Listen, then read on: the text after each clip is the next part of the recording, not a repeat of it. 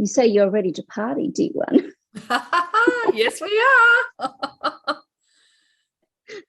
We're greatly amused and love the idea of a party, and let's call it a party with the divine. And while it may not be our words, let us say that we like the description and we love the element of joy and fun that you're bringing into this session, dear one. And let us say we love the colors behind you, and a wonderful choice for our connection and our party today. Oh, lovely. And welcome. And when Vicky and I were talking about doing this, I said, let's open it up and see who else wants to come. And straight away in that moment, I felt that Archangel Michael would definitely be one of those. Yes. You kind of dropped a little hint a little while ago to that.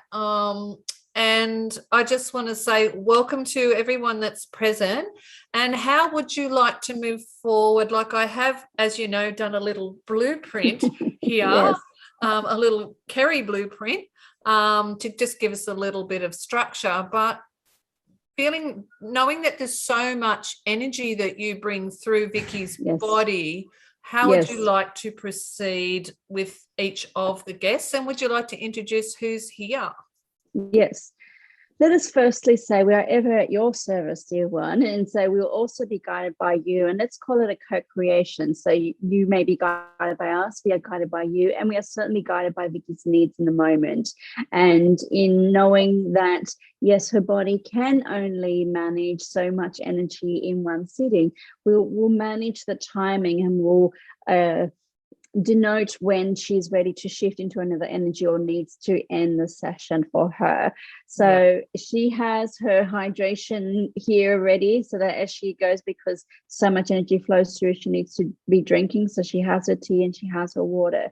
Let us say she has her white roses here, and as you know, that has hold much significance for her. And we would like to bring up the message, the energy of the white rose, and this is something that is dear to her heart. Know that she is feeling a little nervous, as she said, because this is a new format and she hasn't done this before. And while we have connected, not in the way that you have already designated with Archangel Michael and with Ariavea, her Andromedan guides. So let us say that is a lot of energy for her to take through. So we will be guided by her and how her body is unfolding in each time. So know that we will only be stepping aside and making room, so to speak, energetically, for them each to come through. And for some, it may be that we are completely to the side. Sometimes there can be a melding. And just as we are melding with Vicky's consciousness, as we transmit the energy, the multidimensional energy, and she's then translating what she's doing is translating through her being, her vocabulary, her field of consciousness, to be able to transmit what we are saying in words. So let us say that for you, and as for anyone who ever may watch in the future, but in the eternal moment of now, everyone each has to, and you may, and we invite you to see what resonates in your truth, to reflect on what feels right for you, to check in with your own higher guidance, your higher self. What does your soul say to you through the feelings of your body, through the feelings of your heart and your soul? For your feelings will guide you true. Now, let us say also, though, that you will only receive in that time from the domains of your own consciousness. And so you may then need to re-listen at a different time to receive at a deeper level. So that is something that will set the basis off to begin with. So let us say Vicky's sitting comfortably, easing into the energy, or feeling it's like flowing through with ease. And so we are ready for some of your questions. And we would like to head into some of those questions now, and then we can move into the other light beings who wish to come through also. Well, wonderful. Thank you. Thank you so much. And there's a lot of questions you've kind of already answered there, but we might still go into them a bit deeper. Yes. So first of all, I think just to set the tone is, how do you experience us on Earth?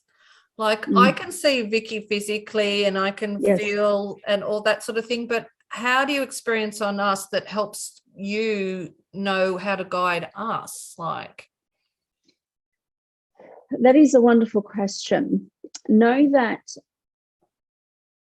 we see you not with physical senses as you do, as with the bodies that you have, but know that everything is energy. And so in some ways we actually see you more clearly than you do see yourselves, because you are enamored of the outward form, and therefore what may appear to be the ending of energy that is contained within your bodies, yet we are seeing all of this. So we're seeing, what you are in the midst of creating. We see your past, we see your future, we're seeing all of this at once. And so while we are not saying that we are omniscient, in other words, that we know everything, for that is not possible at this time, and in our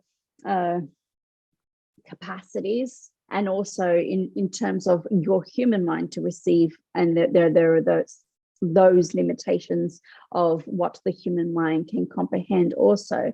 But in terms of the senses, we can see far more and far more vastly and from a higher perspective.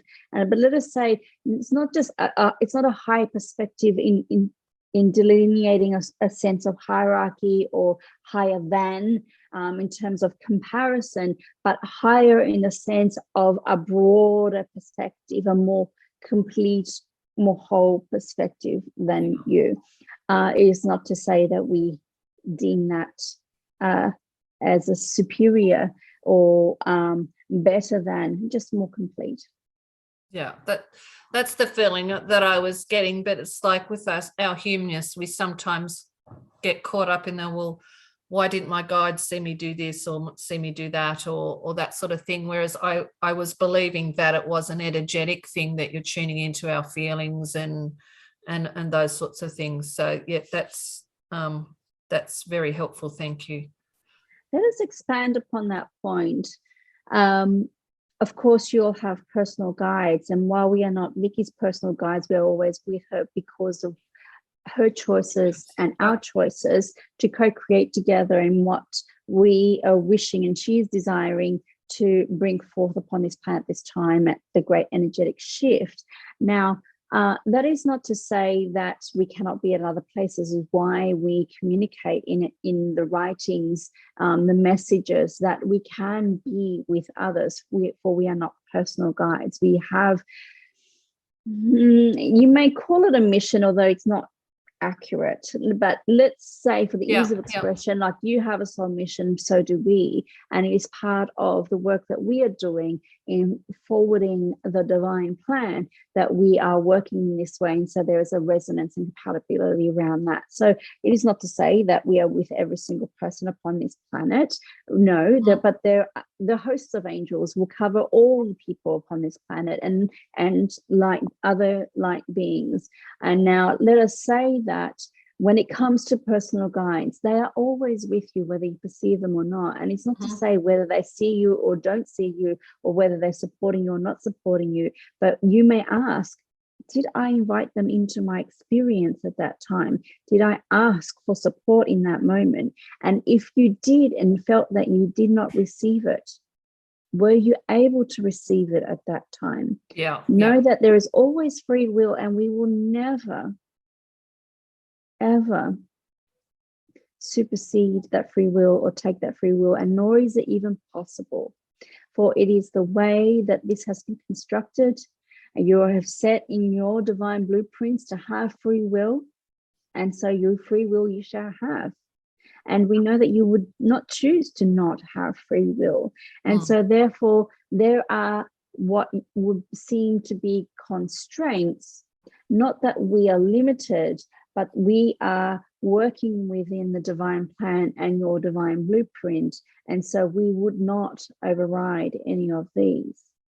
So it may seem at a given moment that something is not in your best and highest good, but we are seeing things, as we said, from a broader perspective. And so in that moment of that time, you may experience suffering, and many, of course, that has been part of your human condition, and yet you're shifting into a time when this is no longer necessary. So many conditions can arise under these premises, under these conditions, within these blueprints, to make it seem and to have your experience as if you are alone. But that is the illusion of the separation. Yeah. Well, possibly as an extension of that is Vicky's not aware of something that's happened with me on Friday. So after what you're saying, I don't know whether you are actually aware of I was working in a client's caravan I'm working with flood victims, getting them back into getting their resilience back. So I'm helping this client get his caravan up and running again. And I went in to clean it, and it was in quite a state. And I had an experience there that was really bad. And so I was going to bring that up with you because I channeled yesterday on my soul walk about it. And I realized in that moment, as I was channeling, the answers all came to me why I went through that experience. And basically I don't use chemicals. I'm a vinegar cleaner and water cleaner. Yes. And I was having to use some really savage chemicals to remove mold. Yes. And this man was a smoker. So there was 10 years of nicotine stained through this van, and it was just a single man's caravan that's never been maintained. So I think through the combination of the chemicals and all that, I was overwhelmed, the heat, the work, the physical labor. I was there for hours. In the end, I lost it. Like I lost my blood pressure. I thought I was going to vomit. I thought I was going to lose my bowels. It was just horrific. Actually, the girl that was with me said, go and sit down. I went and sat in my car, and when I said, that's it, we're calling it quits, we're out of here. And I had to get her to drive me home, and I was just horrible that night.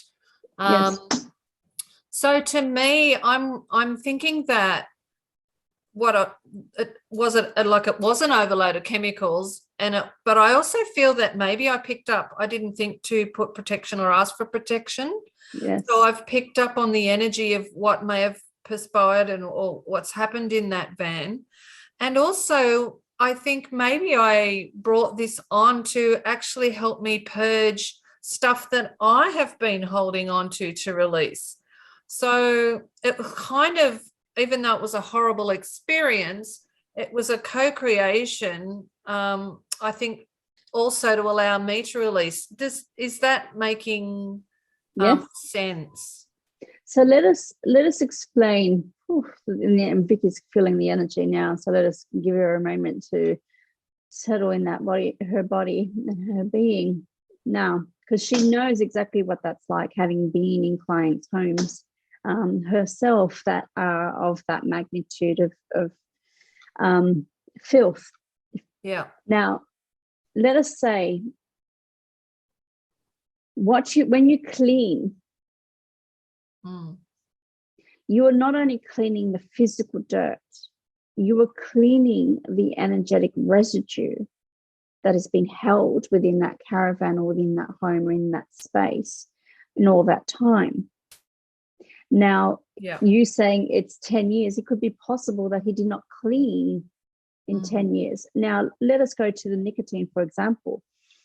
When you smoke, or if anyone smokes, you're releasing the thought forms through the ash and the smoke into the air. And if he's smoking in the caravan, he's releasing all those thought forms that he's having as he's smoking. And here you are cleaning the detritus of all that ash, of all that nicotine, all those chemicals. And yes, there is a physical effect from the chemicals given your sensitivities around that. But here you are clearing away all those thought forms, and Vicky's feeling the energy, then is feeling quite sick just in that alone. And those thought forms are not always loving. And we would say the vast majority are not. And so here you are cleaning the energetic residue of all that is unloving, all that is not light. And you're then sensing that, receiving that through your body. And so anything, even when it's just dust that is easily wiped off, again, there'll be an energetic residue of what has been transpiring in that space. So when you clean physically, you are cleaning energetically also. It is a very effective way of cleansing the energy. So here you were in the midst of this man's energy, and not only the energy of the past 10 years, but also, let us say, we're going to be careful with our words. Thought forms that clump together can then think and have consciousness. Okay. And then those consciousness can clump together, and then more and more of them can come together and have then a consciousness that vibrates at the vibration, let us call it a clump, vibrational clump. It's not accurate, but given how Vicky's feeling the energy of these frequencies, that's the best she's going to do at this time. So that then can think, and they're in the frequencies that are of not love. And so you felt that, you received that through your body, you registered through your body. Here you are vibing high, so to speak, and then you're receiving this energy that is dense, that is foreign to your body, and so your body is going to register as wanting to be sick. So what that, as an experience like that does, it does make you aware of the benefits of cleaning, of course, but also the awareness of what it is that you get when you're going into another person's space or home. You're going into their energies. So where they sleep, for example, where they eat, where they go to the bathroom, where they're releasing. So you're going into the soup of their energies. And if they do not have practices to cleanse their energies, but then also shift that out of their home, then you are just walking into a miasma of their energy field. So that awareness then helps you to understand the next time when you are going to see a client, or next time you see this particular client, certainly you will be not wary, but you will take your, let's not even call them precautions. It's like cause and effect. If it's raining outside, you take your umbrella. If it's the sun is shining, you might wear a hat. All that may be is just a cause and effect about what are the weather conditions, but in this case, energetic conditions in which you are going into. So know that an experience like this one, can it make you purge? Absolutely. Can it be beneficial for you to do so? Yes. Has there been a resonance with his energy from your past? It can be not just this lifetime, but other lifetimes. Yes. And therefore, it brings up within you anything that is resonant with this energy so that you can purge and release. Okay. Because it was like, it really brought me undone physically that night. But then the next day, yesterday, I went I thought I got to get in the ocean. So I actually went on my big journey and did 5 hours or 6 hours walking along the ocean, which was a whole other thing. I did a soul walk for myself and being present and doing what I did. And I actually came back after that of feeling tired, but I had a bath and come out of it. And I felt the best I've felt in a long, long time. Yes. So we cannot think of a better way to cleanse your energy than to bathe in the ocean, to swim where whales are swimming. Now, recall that they are holding the Akashic Records for the planet. And here you are, you're in their presence. And Vicky's getting goosebumps on her legs. You're in the presence of the collective Akashic Records. You're in the presence of majesty.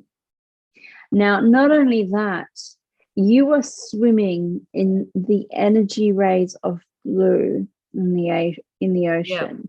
You are having the sea salt of the ocean creating a bioelectrical shift in your body that releases energies that are within your body and your field.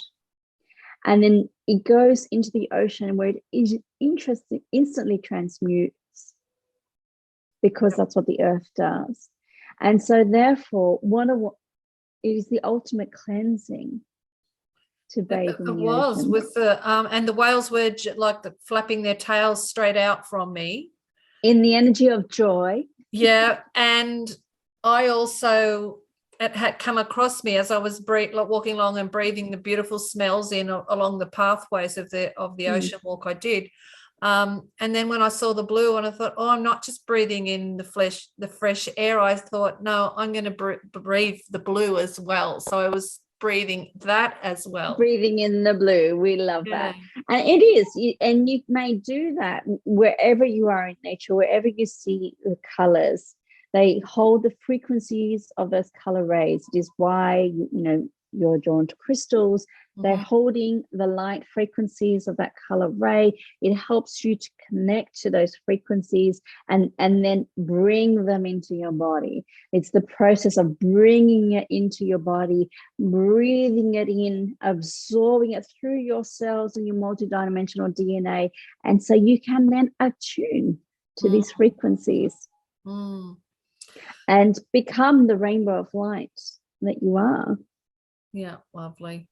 Well, considering we've just brought up the whales and the Akashic records, I think it'd be great to come round to one of Vicky's questions. Sure. And that was, what is the difference between the keepers of the keys, the lords of the Akashic records, the angels of the Akashic records, and the Akashic masters? Okay. Now, let us go back to your earlier question in introducing who we are. So, keepers of the keys. This is a term that we gave to Vicky so that she may call upon us as a group, a collective energy. And we are a collective energy of 12 healing angels. We say healing, not because that is only the description of what we are, but because we bring healing in the work that Vicky does. So in this instance, healing angels of the Libraries of Light. Now, the Libraries of Light include the Akashic Records, but are more than the Akashic Records. So the Akashic Records hold the records for the Earth. There are records across the galaxy and beyond. And so while we do not have access to every record or every library across the multiverse, within this corner of the galaxy, of the universe, we do. And so here we are in the Libraries of Light. We hold the keys to open the records within the Libraries of Light. And so therefore the keepers are the keys. And so keys are not physical, of course, they are metaphorical in the sense. And so we are able to open in that sense. You may call us librarians. That is just as good a term and a description. And Vicky's having a quiet internal chuckle because she's always wanted to be a librarian. When she was a little girl, she wanted to be a librarian. So here we are. But that also goes back to her experience in the Library of Alexandria. So she has a resonance with that.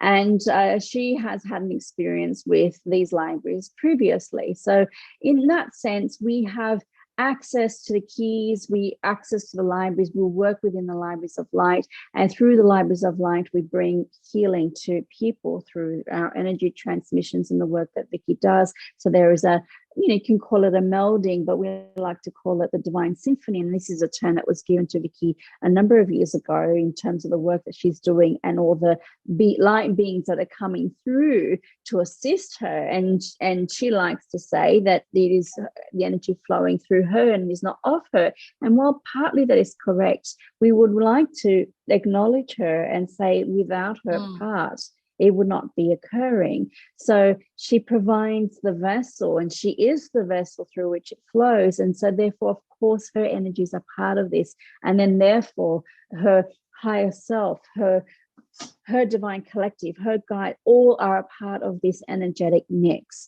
And so, but we like the term symphony because each will create the right toning at the right time to create a harmonic resonance that is healing. And so it's not a discordant, chaotic noise in the sense of just random energy, but there is an order and a harmony and a resonance to this. And therefore, that is why she has Aria as a divine collective, denoting the musical symbology of the musical symbols of the energy. And so therefore, when you speak to Ariavea later, they are also a part of Aria and part of that symphony, that collective. Yes, that symphony. So in that sense, we connect to the all in that way. We connect to the order of Melchizedek and work with these light beings. And this is Vicky's alignment with this group, and therefore her alignment and resonance with us, and us with her in the sense of the work that she's doing. And so know that she is doing, as you are all doing, much on the non-physical, because not all of you is here in the physical plane. There is much more to your soul and to your higher self, of course. There's another layer. Yeah. Yes. So there is much work that you are doing, but you're doing it in multiple ways, in multiple levels, and in multiple dimensions, as are we. And so therefore there is this resonance of this work that we are doing. And, you know, we may call it work and you may call it joy. You know, if it is expressing your soul, it is joyful. And certainly it can be fatiguing at times in the human body, but certainly it can be joyful as well. And certainly it is, to Vicky, deeply satisfying, and the reason why she is here. And of course, to express and experience herself as a mother, as a partner, as a daughter, and all of those human relationships. But a higher reason is also this. So they are all equally high. They're all part of the expressions. Not one is less than the other. It's just part of the all. So there we are. We have the Akashic Records within the Libraries of Light. Now, you have terms such as, or Vicky has heard terms such as Lords of the Akashic Records and the Akashic Masters. And we have also spoken of there being angels within the Akashic Records. Now, all is true. Now, some are synonyms for others. Akashic Masters are the same as Lords for the Akashic Records. Do we like that term? No. We can understand why it may be useful terms, but it is borrowing from the human hierarchical sense. So the need to have a hierarchy and a structure. And we do not have any sense of title. Yeah. So for that would give us a sense of entitlement, which we do not have. And that is indeed foreign to our understanding. So we do not like this term. And Vicky has wanted to know, are we the equivalent of any of these? We cannot say we're the equivalent of anything that we do not identify with. Are there other beings? Of course, we are not the only ones, dear ones. There are others that work within the Akashic Records and others that work in the Libraries of Light. And they are angels and angelic beings, but also other light beings also. And so all part of the all part of the divine. And to go too much into trying to differentiate between all of us is putting too much emphasis on roles and hierarchy that we would not say is in anyone's best and highest good. Now, we know that there are other teachings that go into this. We do not dismiss them or denigrate them or wish to criticize. We just, from our perspective, for let us say, let's go back with that, they may be useful to the people using these terms for their own understanding.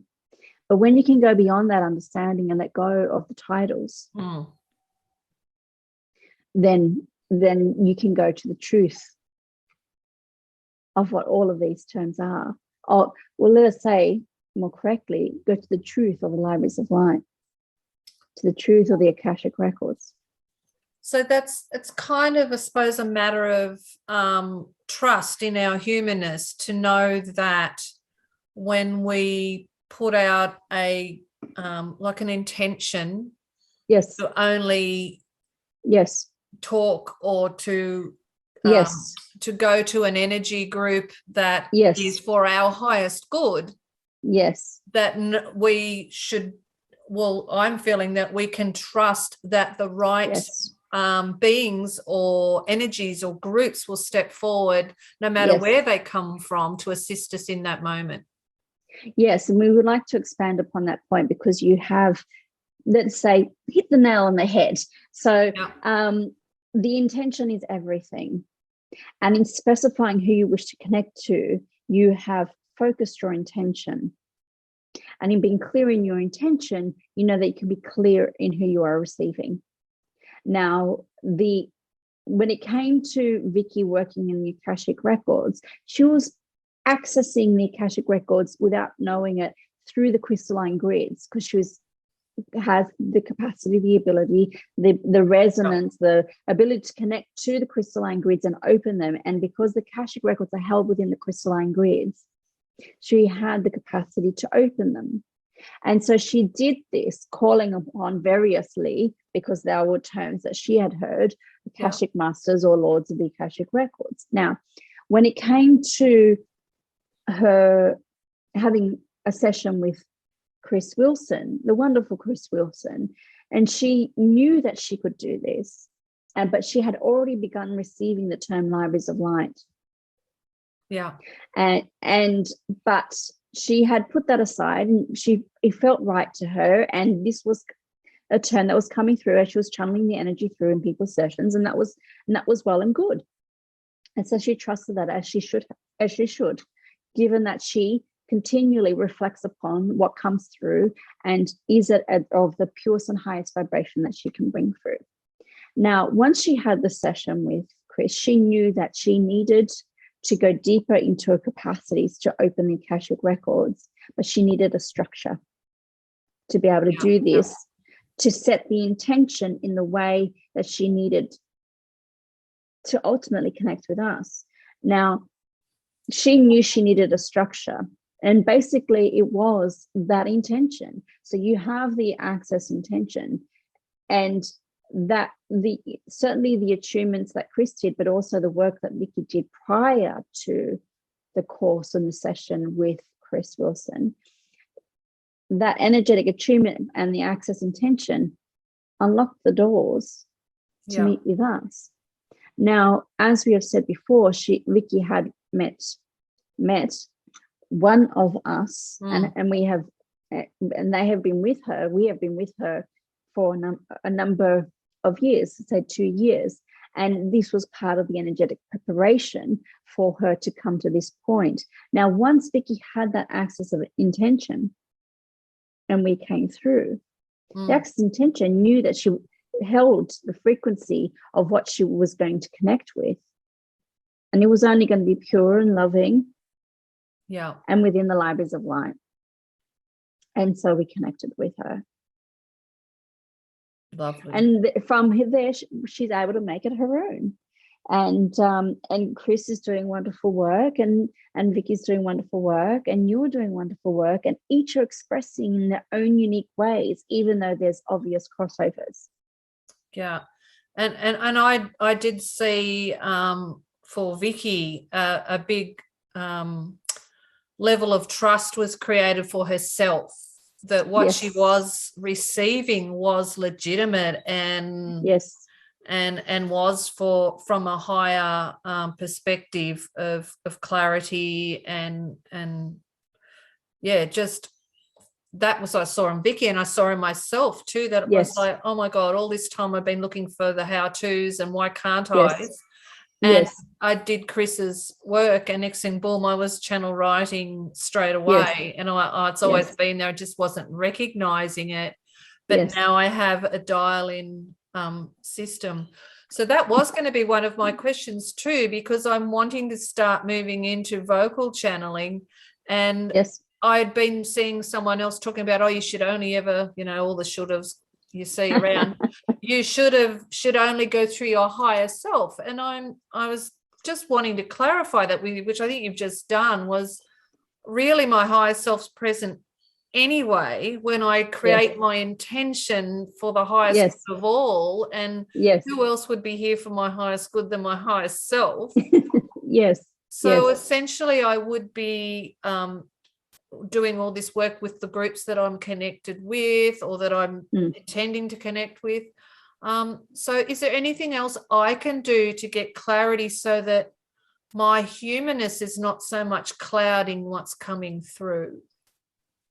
Okay, there's a few things that we wish to unpack in that. And yes, we agree with you that there was a number of instances for both you and Vicky where you received the confirmation that gave you the confidence and trust in what you're receiving. And certainly the term libraries of light was the linchpin for when Vicky asked Chris, what does the term libraries of light mean? This is a term she's been receiving. Yeah. Chris guided her to ask in the Akashic Records, and that was our moment of connection. And so that was a moment of not just confirmation, but a linchpin, a shift forward that lifted the veil on everything that she was doing. And for you, lifted the veil to your inner connection. So this is, yes, it was always there. It was just lifted the veil to it. So it's always like it was behind the curtain. Yeah, yeah. But it was always there. So in the process of opening your Akashic Records, you're opening that up within yourself. And so, yes, of course, your higher self is within the mix of all of that. Now, those shoulds. Let us always go beyond the shoulds and should nots. And you can figure out for yourself what is right for you. Now, it is always relative according to the time, according to the day, according to your level of consciousness. And that will shift according, again, to how your body is feeling, your mood, your state. Are you hungry? Are you thirsty? Are you tired? All of this will be shifting according to where you are at in that given moment. So in that sense, there are no shoulds or should nots. Now, should it always be? Notice there's the word should it always be in? So here's the paradox. In your best and highest good, it would serve you, dear ones, to always be in your best and highest good. Of course, it would serve you to include your higher self in all this and to call upon your higher self as part of this process. And that's certainly something Vicky does. And we know that you do also in connecting to Triferia and knowing that she is there with you, because she's the internal part of you, the divine self. But as you get to embody more and more of her with a capital H, so do you become more and more divine. So do you become more integrated with your divine self, still very much human. So we're not saying that you're going to become superhuman. We know some people like that term. Let us say that you become more human and more divine. We like the delineation because it says that you are both. Yeah. Neither one is better than the other. You're here to experience being human, not to transcend being human. To master being human. In your physical bodies. So that's leading me into another question I had about, okay, so we're humans, spiritual beings having human experience in the earth plane. So we have a physical, dense part of us that's here. And then when we talk to you in the non-physical, then you bring in other lifetimes I've had with, whether it's Lyrans or Andromedans or whatever lifetimes we've had. Is that just the different aspects, is that just quantum energy showing up in different forms? Because I think of these, you know, I hate using the word, but alien, because of the way movies have termed aliens. But when we think of it like, are we the only physical beings in the whole cosmos? And now, after you brought up the fact that we're still in our non-physical, still doing stuff as well, like that's the other dimensions, the other parts of our diamond and all that. But just to get our human mind around it, like, is there a possibility that other dimensions will come through to here and visit us in the physical? Or are we going to continue to increase our connectivity through moments like this with the non-physical way? Yes, there is much in your question, and we feel the earnestness of your question for it. And there's been a question that's been asked many times in various forms. Now, yes, we do not like the term alien in the sense that it is a term that has been sensationalized by Hollywood and the movie producers and directors and so forth. And so in that sense, it brings up pictures of, you know, Men in Black, for example. And that can be a marvelously funny movie and tongue-in-cheek and all of that. We are not we see the sense of fun in that movie, and you know, the joy that it brings some people. And in that sense, then by all means engage in the movie if that's something that you enjoy. And for others, that do not vibe with it. Vicky gets a little bit squeamish, but she's sensitive to things like that. Not in terms of the depiction of aliens, but in terms of the actual violence and things like that. Anyway. Let us go beyond that, because then it just brings up all this kind of ridiculousness, you know, or let's go, not even ridiculousness, but it is a part of that, but a silliness. So silliness is an even better word. The silliness around all the depictions of aliens and extraterrestrials. So let us say, now we want to be clear that when you connect with galactic guides, cosmic light beings is a term that Vicky prefers, and we say that it's a more accurate term, even though it's a less common one. They are light beings. In other words, they are not physical. Okay. Now, so they're of the light, being a part of, you could think of it as either ascended,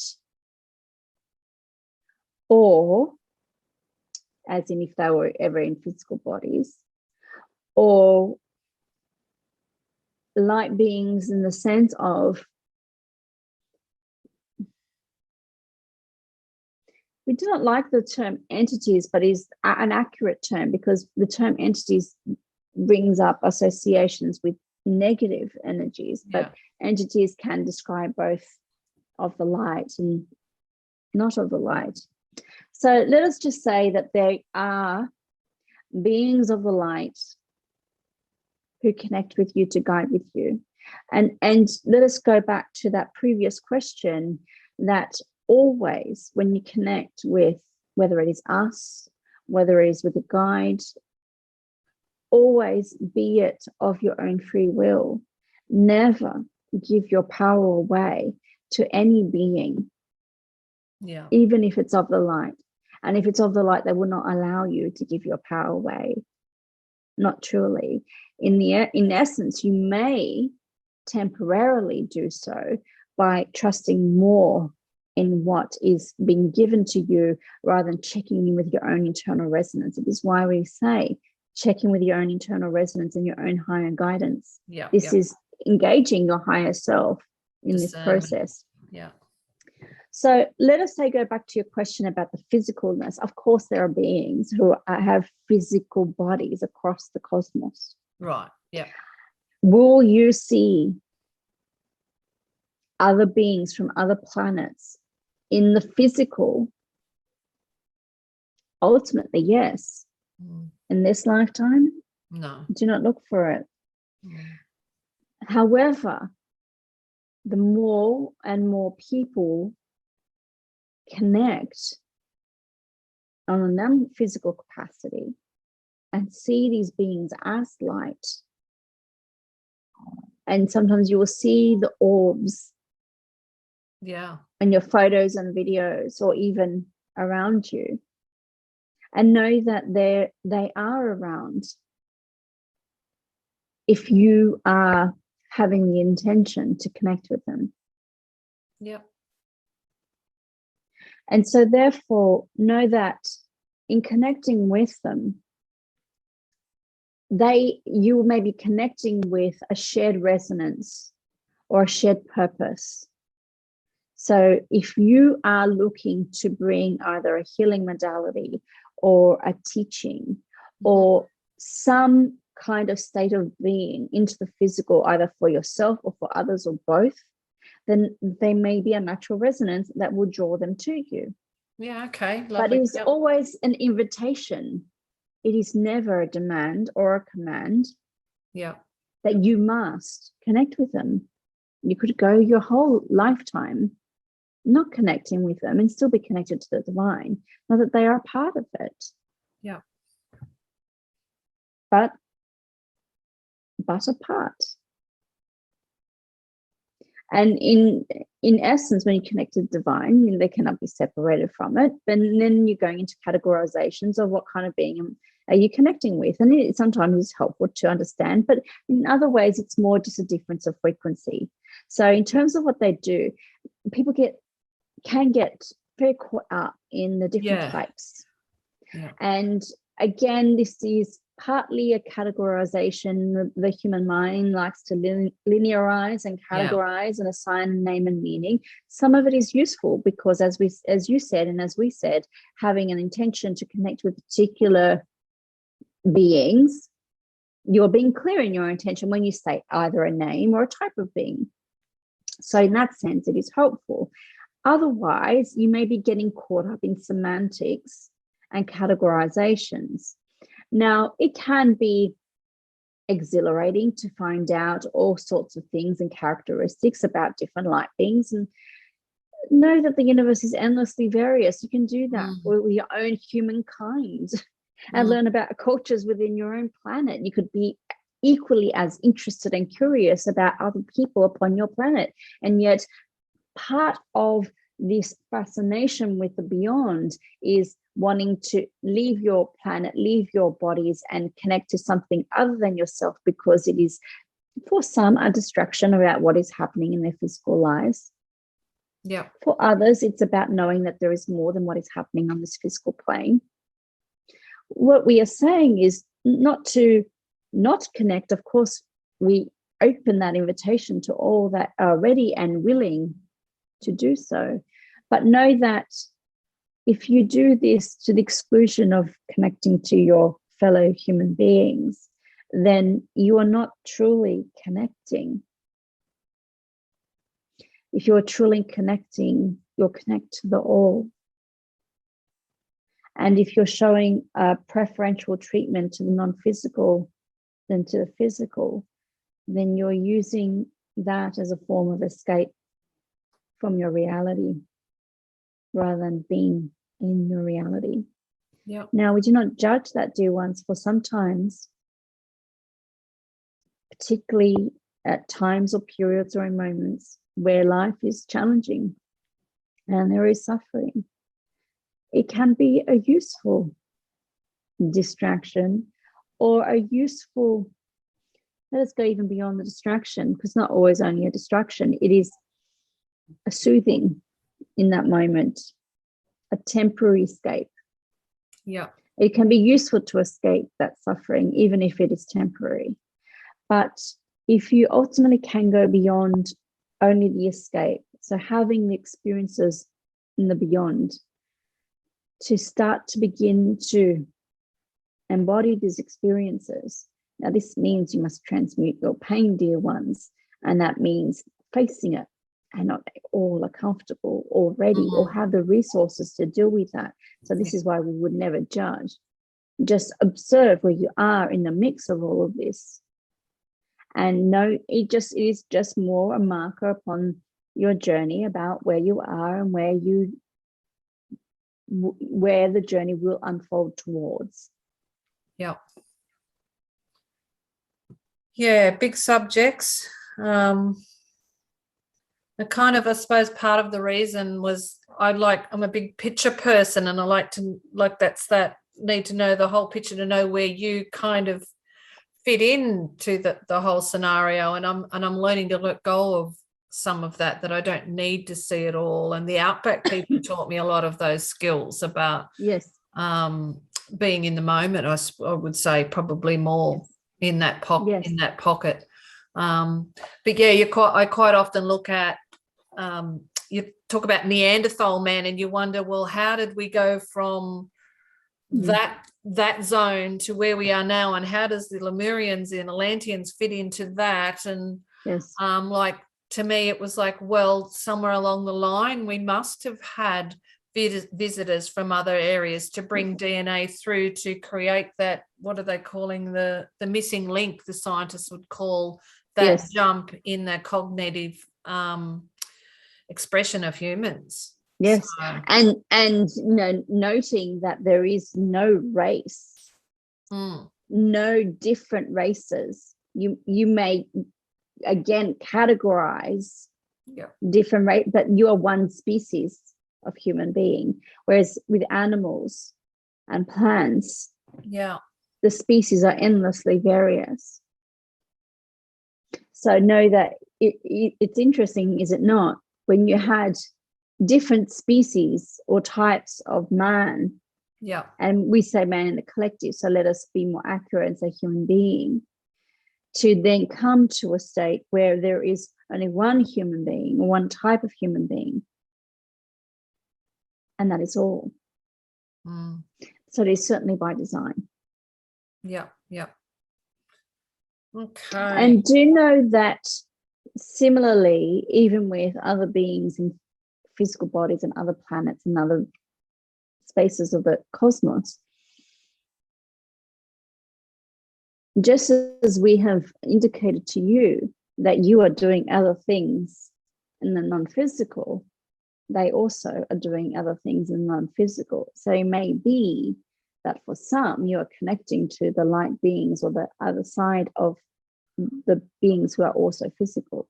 Yeah, that had already come to me. I was thinking, if my higher self's up there, theirs must be doing the same. We're all having a party up there at times. Yes. Oh, okay. So to just maybe change the direction a little bit, Vicky was wanting to know, why is it with some of her clients she still needs to create crystal grids, and for others she doesn't? It is all a matter of the energy that is required. She's just noted a shift of energy, so because it's relating to herself, so she's connecting back into that. Okay. Yep. Yes, everything is a matter of energy.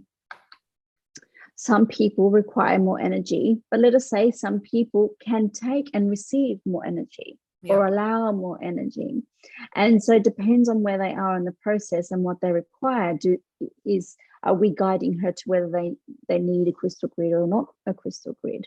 Now, she has been wondering, say, with you and your daughters or other people particularly, we have never been, since we've been connected with her, I've been guiding to not do a crystal grid. And we say, she's been wondering, is that because there is a particular soul resonance, or she knows your soul is better and you're not needing the crystal grid? And we say that is part of the story. The other part of the story is where people are at. So, of course, there is a particular resonance with you, but also you have come a long way upon your journey. And you've certainly received many healings, not just from Vicky, but from others and done your own work. And so she's not needing to clear things that, you know, you need big clearings from and release big releases. So while we are clearing and doing things like that, some of that has already been done. There's been work along the way. So in that sense, that is part of it. But let's go even further into it. You, as you have identified, are able to go deep into the questions, and you have a power of your focus to focus the energy that is coming through. Other people do not have yet that capacity, so that know the questions to ask and are not fully able to receive the answers even if they've thought of the questions. So in that sense, it is also where that person is. It's not to say that you would never have a crystal grid if you were to acquire it, but would say at this point it's very unlikely. Yeah, You're able to fully receive the energy transmission as we do this and able to fully connect with our energy. Now, for each person, when they receive a crystal grid, what that crystal grid is doing is anchoring some of that energy. Now, it is anchoring some of that energy Vicky thought for her, and previously would say yes, before she was working in the Akashic Records, that she needed the crystal grid to anchor the energy for the divine to come through, and we use that term collectively, but also for the energy to go through to that person, wherever they may be in the world. And we would say that was more true before working in the Akashic Records. Now, it's not necessary for that. That is why she's not needing the crystal grid sometimes, and is why she's not needing the crystal grids for what she used to have called the crystal meditations, but are now called healing meditations because there are no longer crystal grids. So notice that there's a group energy, but she's not needing a crystal grid in any of those cases, because it's the power of the intention, the focus of the group that brings the energy to the group, but also in receiving it and flowing through. They have a different intention to a personal healing, even though you, of course, receive personal healing through that.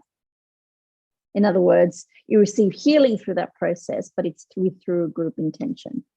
Yeah. And why are you bringing that up? Like, in these play dates, there's definitely energy being transmitted.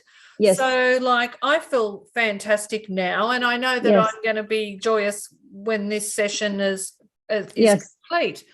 But for people watching back later on, are they going to get that energy boost as well? If they allow it, they will. Yeah.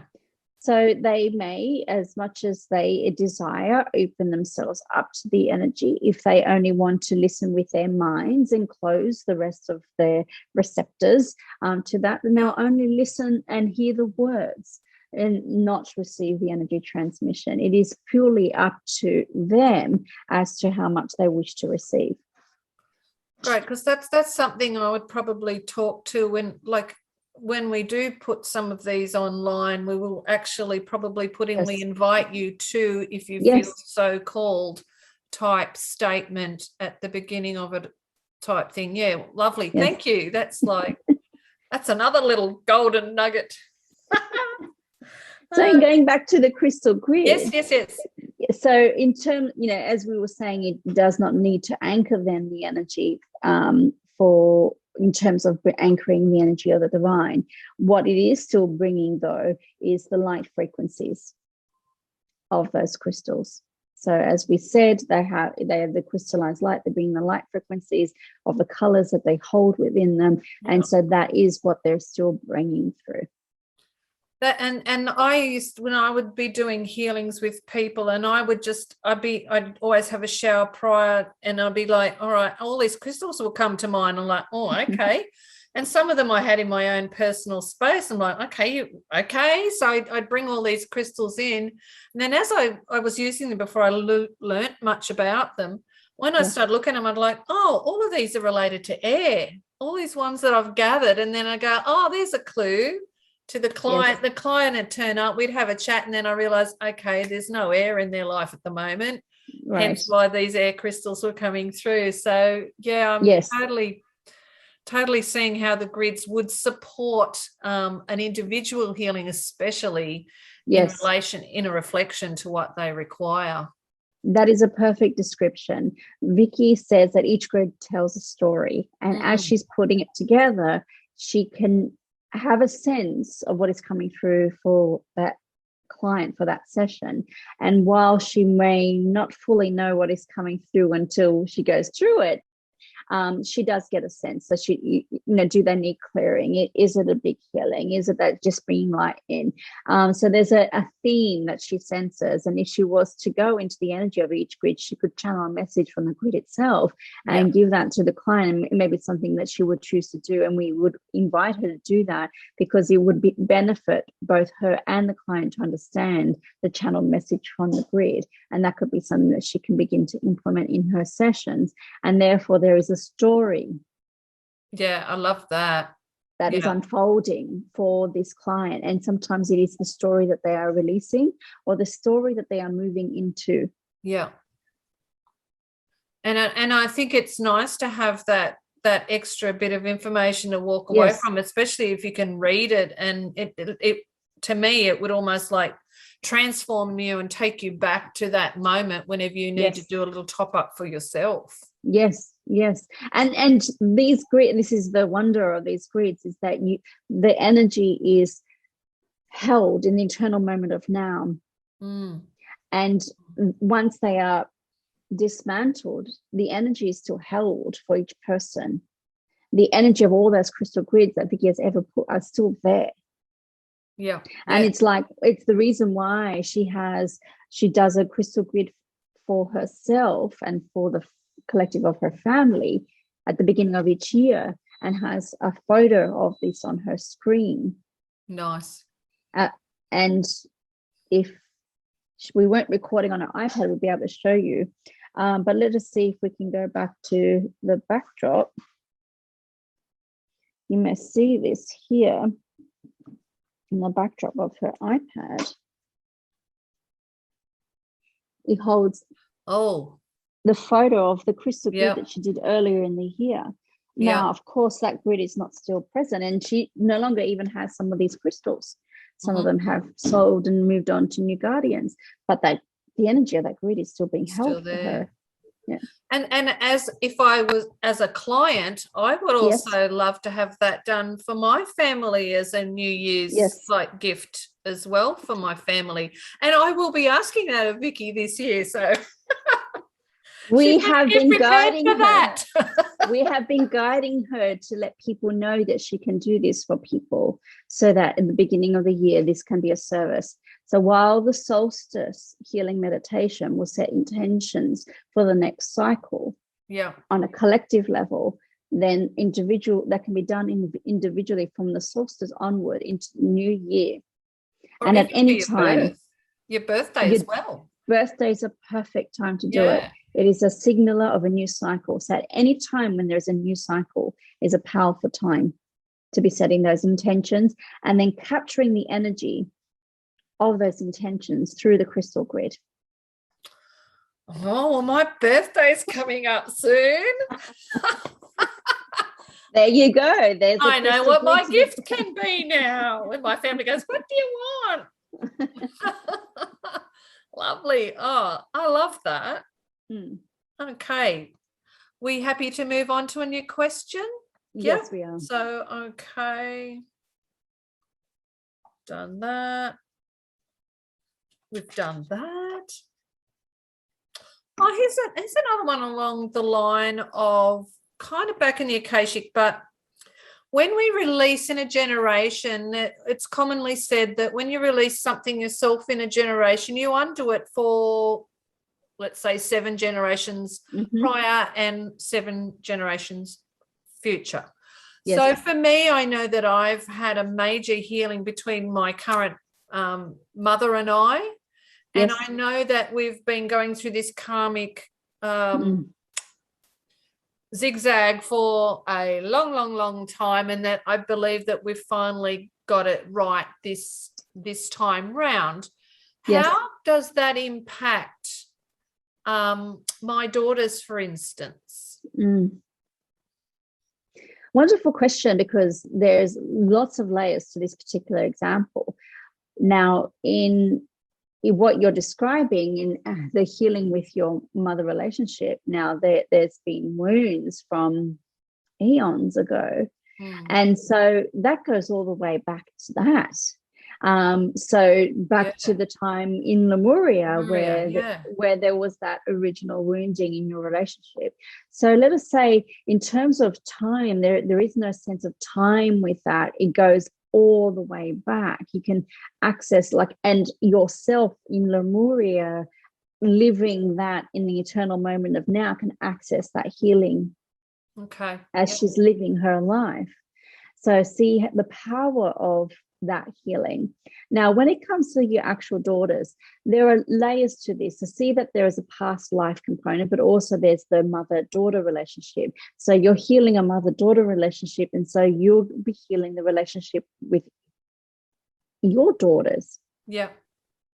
And then for their daughters, and so forth. So the healing unfolds. There's layers to this, and according to how much your daughters and so forth are willing to receive, they will receive it. Now, let us say, though, that in terms of the energetic shift, the shift is there for them. It's like when you pray for someone, they might not be willing to receive the prayers. Yeah. But when there is a moment, or either when they sleep, or when the higher self allows it, or when they are still for a moment and go into meditation, or whatever they do, connect with nature, go for a walk, and they allow that to come through, they will then receive it. So it's held in trust for them. Mm-hmm. So even if someone never chooses in a particular lifetime to express the healing or fully receive that healing, they will receive it on a soul level and bring it forth into their next subsequent lifetime. But let us also say that they will receive to the degree that they allow it. So for instance, they may only receive it on a physical level because that is all that they allow. Some will allow an emotional level. Mm-hmm. The fullest receiving of it, of course, is then a physical, emotional, mental, and spiritual level. Yeah.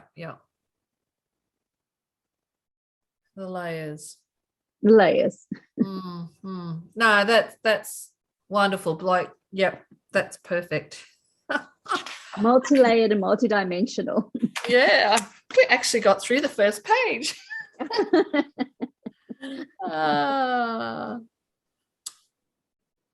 Okay, I've done all that. Well, I've got more questions for you, Keepers, but I've also got questions here for Michael and for Ariavea. So yes. How are we going? Do we want to keep going in your energy, or where are we sitting there? Let us say it is time to bring in your energy in, and then we can always come back to the subsequent questions for us if, let us say, not time permits, but Vicky's energy permits. Yes, that's the feeling I was getting. It was time. Yes, we agree. Okay, so we would say Archangel Michael would like to come in next. So we will exit, but we're not leaving. We'll be right here. So we'll give Vicky a few moments, for she has not done this before, not in the direct channel of Archangel Michael.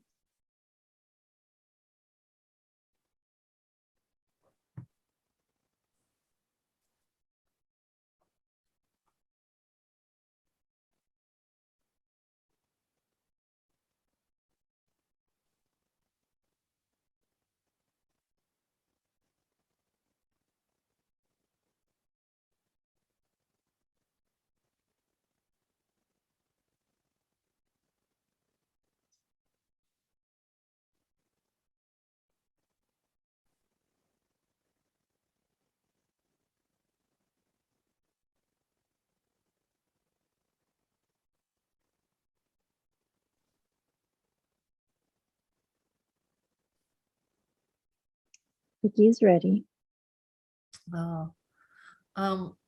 Welcome, Michael. I'm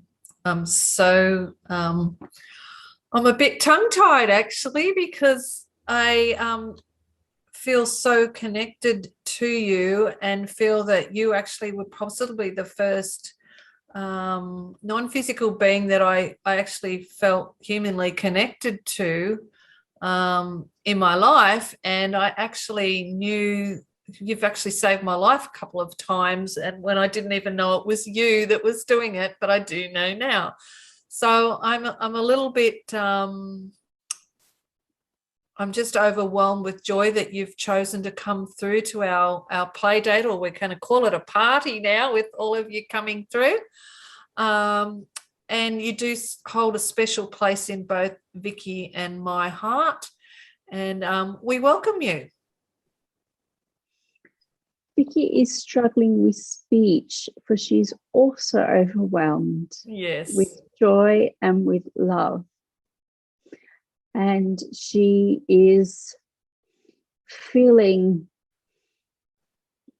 my energy, this energy running through her, and she has not felt it to this degree before. Of course, she is familiar with my energy. Now it'll take some time to allow her voice to come through, and I'm working with her voice to support her in speaking out the words. And notice that she's needing to keep her eyes closed at this time because she's so overwhelmed with love and joy. She feels that she'll easily pop out, or that I will pop out of her energy field. No, she knows that I'm always with her, and yes, she agrees. And again, emotion from Vicky. She has been connected with me for the longest time. And in this lifetime, the first, or one of the first beings, Mother Mary was the other one, that she feels so deeply connected with and can feel around her so strongly. And let us say, dear Kerry,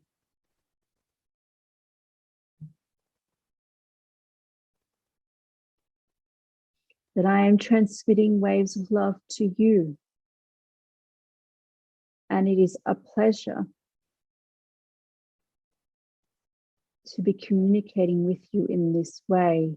Though let me say that this form of communication is not necessary for you to know me.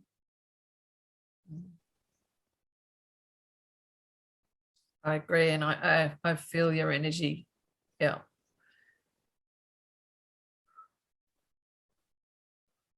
Let me also say that it is not possible for Vicky to fully embody my energy, for it is not possible for any human. And at this time, I am only transmitting a portion of my energy so that she may attune. Let me be more accurate, so her body can hold the frequencies of my vibration and of my energy transmission.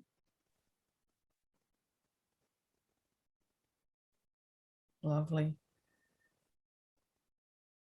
If you would like another moment, I could draw to the attention of one of the times when you did save my life for the listeners' benefit.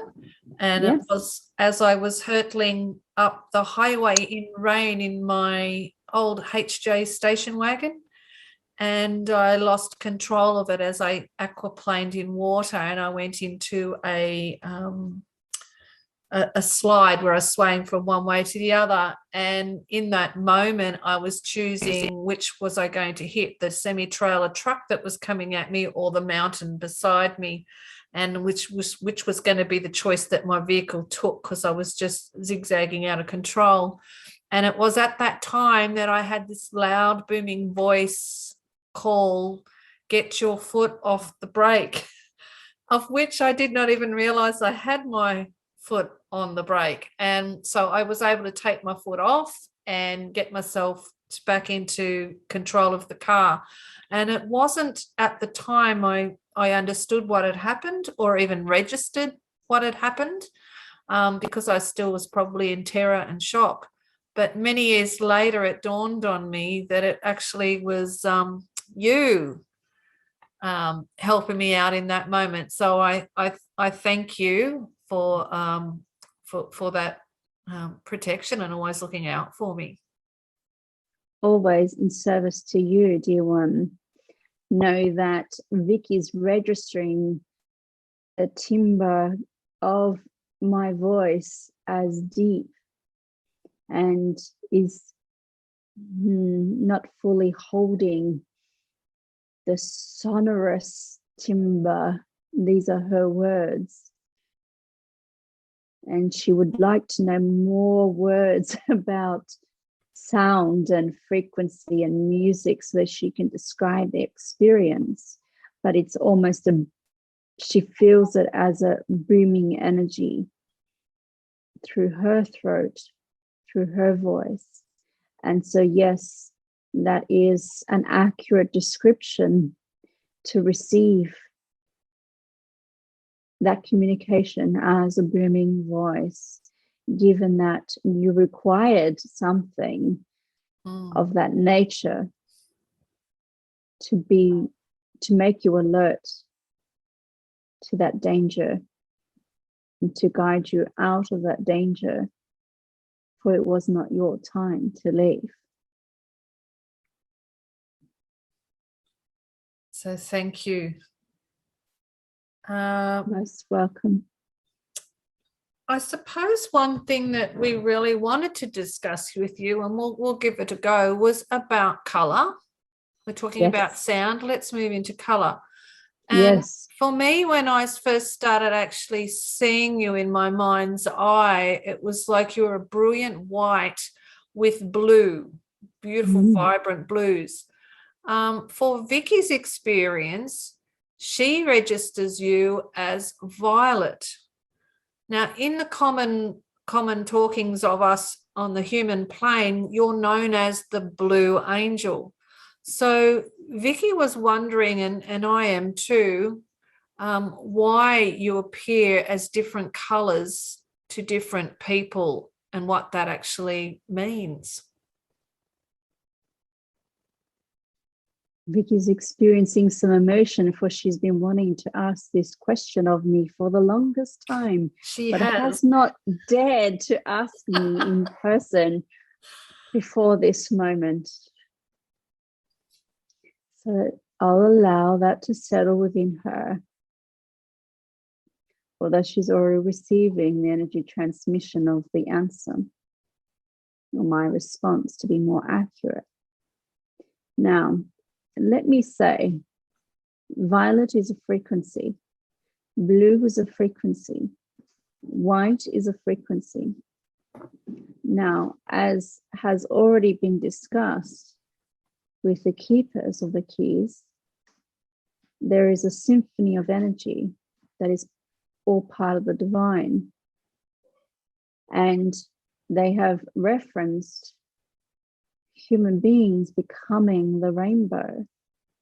And there are many First Nations peoples that would talk about crossing the rainbow bridge, for all the colors and all the frequencies are held in the light. Know that I choose my expression, and I may express through one frequency and I may express in other frequencies. It is not to say that one is accurate and one is wrong. What is joyous to me is that you perceive me. It need not matter how you perceive me. Now, it may matter to you how you perceive me so that you may identify me as me. Yep. Michael. Now, and you use the term Archangel Michael to denote this singular being as me. And for some people, they have the symbol, the energy of the blue. And for Vicky, the violet. For you, the white and the blue. Know that often when you are receiving any energy, any angel, any light being as they connect with you, there is an intermingling of your energy with theirs. And so as you intermingle energy to connect, this can affect how you receive me or any other being. And so it can be a result of your energy connected with my energy. Now, often this can also depend on your soul history with me or with any other being that you are connecting with.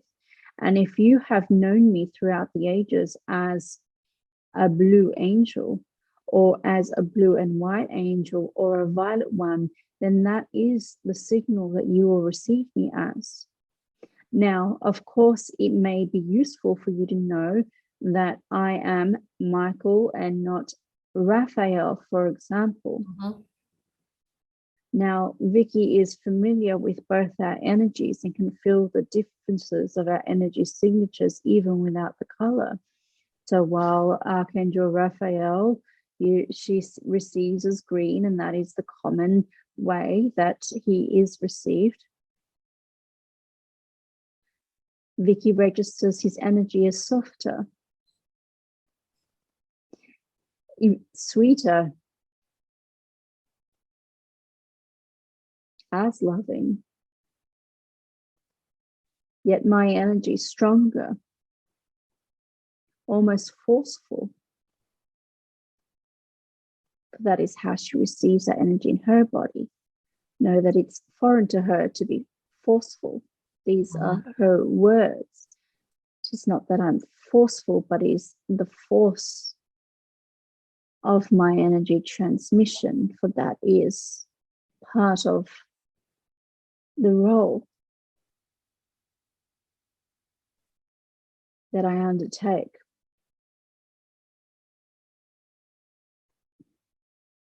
So know that there is always more than what appears. To say that one or the other is correct or wrong, we would say, as in the divine, would say that is not accurate. Let me say that for Vicky,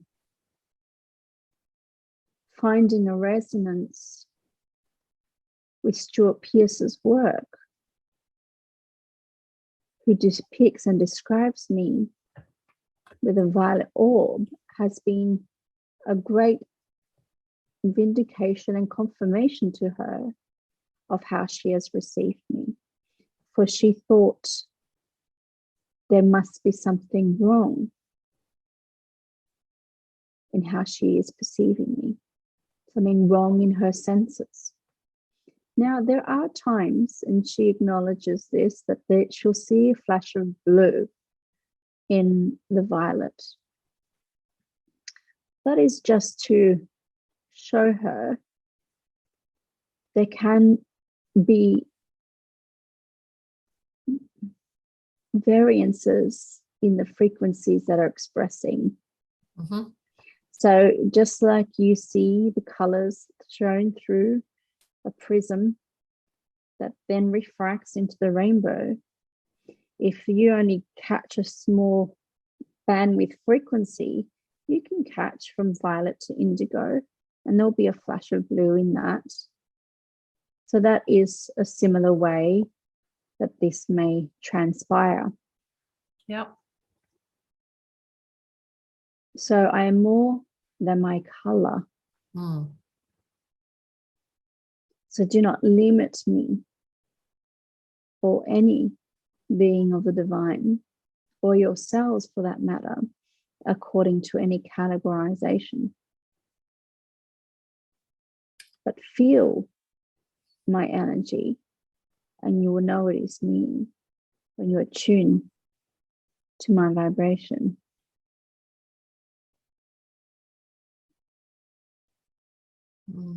I actually feel a very protective, would be the word I get from you, as a protective energy. Yes. Yes. I am the divine protector. In that way, when it comes to Vicky, particularly in the energy work that she does, it is very useful for me to express the violet light with the energy of transmutation. For in this instance, I'm not only the protector, I am the clearer, the transmuter, the alchemist, and I work very well with Saint Germain and his violet flame. Let us say it's not his, it's a form of expression. But we work together with the violet light. The flame is the fire element of this light. So there needs no separation between what is the violet flame and the violet light. The violet ray, it is just the fire element of the light. And you may think of the light as fire. It is also air. Vicky's asking, is it water? And we'll say no. Is it earth? No, but you may bring it into the earth and bring it into the water. And you may see refractions through the water, but that is uncommon. Okay. Okay. An extension of that, Vicky was asking, are you part of different councils of light?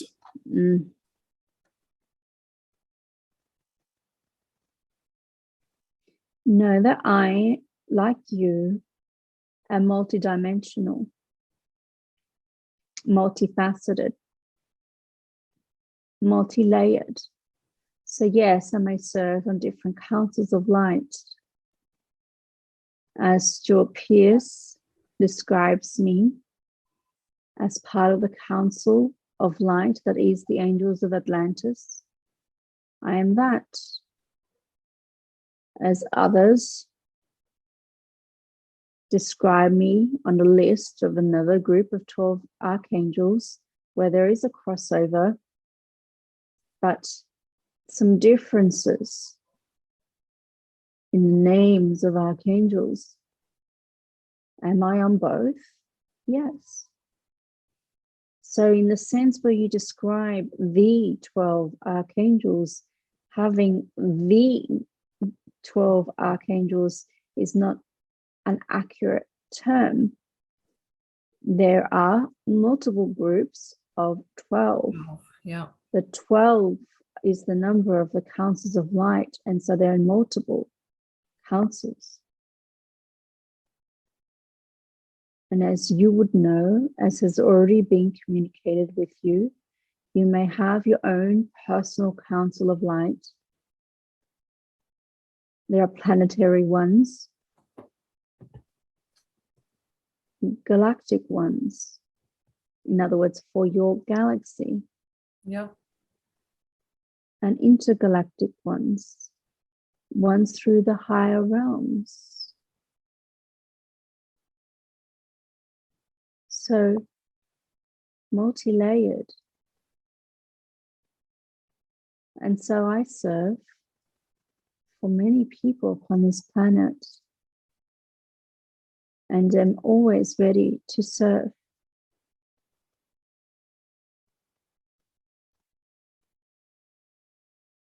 I'm a consciousness, and consciousness is multidimensional.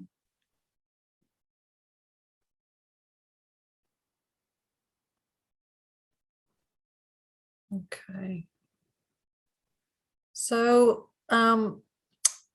you chose to come through today when we put the invitation out. So is there anything specific that you'd like to address or share with us in this moment?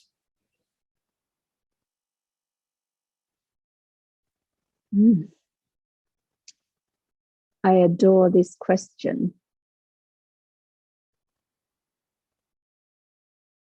We aim to please. Let me say firstly that as Vicky's body attunes to my frequencies, it will become easier for her over time to receive me and to voice the translation of this energy transmission that is mine. So this will not be the only time we connect in this way.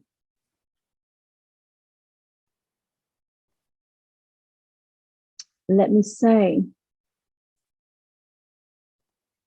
that you need not channel to connect with my energies, to connect with me, to receive me, to call upon my help or assistance, my protection, as you have said.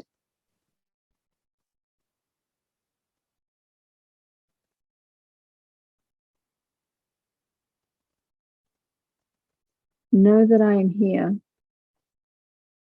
as ever and always, ready to serve you all, individually and collectively. This momentous occasion of the shift of the ages. And each of you will be moving through a personal shift to varying degrees and varying intensities according to your own soul curriculum. And if you invite me to be part of this, to assist you and support you through this shift, then I can be a part of this. For some, like Vicky and like you, I am a personal guide, so you know me personally. I'm not a personal guide to all, that all may call upon me. It is not a matter of worthiness. It is a matter of match between my purpose and yours. What you are here to do, your soul histories, your soul planning and blueprint.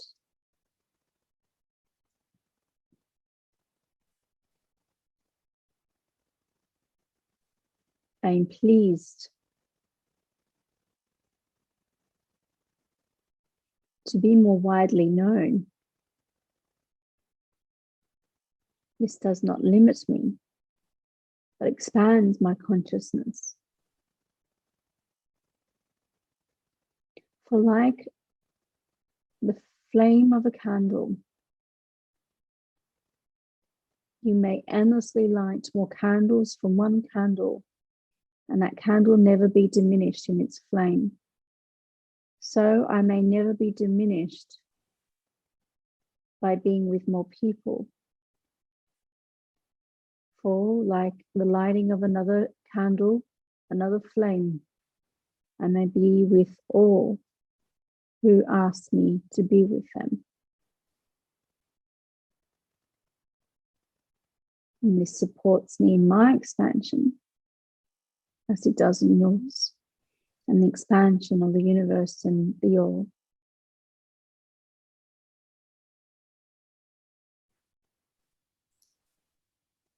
Well, thank you. That really opens my mind up another level as well, to how we all co-create together. Yes, we do. Fantastic. And I like what you said about you don't have to channel to call guidance in from you or protection in from you. And actually yesterday, walking along on my soul walk, and I was getting towards the end, and I was in an isolated beach it's hard to get to. And it wasn't until I got down there, and then there was this man who was just standing there staring at me as I was walking along the beach, and straight away I was like, uh-oh, I can't get out of this beach real quick. And this guy, I just didn't like the vibe I was getting from this person. So straight away I called you in and went, right, protect me, I'm invisible. And in my mind's eye, I just thought he'll just walk away. And I turned, and then I turned, snuck and looked back, and already he turned around and was walking away. Yes. So thank you. And I think that's just a really good example of how simple and quick we can call in yourself and others that we want to call on. And sometimes we forget how it doesn't have to be a major ceremony. We can just have that intention, and so it is. And so it is, yes. Let me be clear on this, that while that man found my energy repulsive to him, in other words, it literally repulsed him away from you. So in that sense, my energy is a force field and can be received as forceful, but very effective in protecting you in that moment. Now, let me say this, that I will never override an experience that your soul is calling forth. So if you call upon me and you perceive me to not help you in that moment, there are times that your soul, your higher self, is calling you to have that experience. Yep. Now, I cannot speak for all people, but you each have a divine blueprint. And so I, like all angels, must work within that blueprint. And if there is an override from the higher self, as in a rewriting of this blueprint, then this may shift. But I will not override free will or your blueprint, even if you're seeming to be in danger or are in danger. If that was your time to go, dear Kerry, in the car, I would have been with you. Yeah. And I would have taken your soul with me and exited the earth plane together, if that was of your soul's choosing. But it was not. So please know that it's not a matter of worthiness as to whether I assist you. Know that there is more to understand about your human experience. And there is a higher purpose to your experiences. And if it is part of your soul's calling to have an experience, then I'll be with you if you call upon me, but I will not override it. Thank you. And that's, well, we are on a planet of duality, and I think it's the lows that make the highs so good. So without the up, you cannot have the down. Without the dark, you cannot have the light. So it's all balanced in the long run. Yes. Yeah. Beautiful. Now, do you have any personal message directly for Vicky?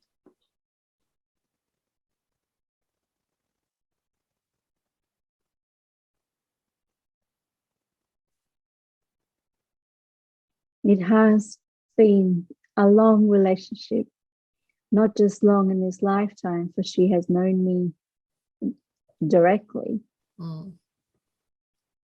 for, let us say, these 16 years and more. But our relationship is eternal. And it is my pleasure to be directly of service to her, both personally and professionally, in the work that she's doing.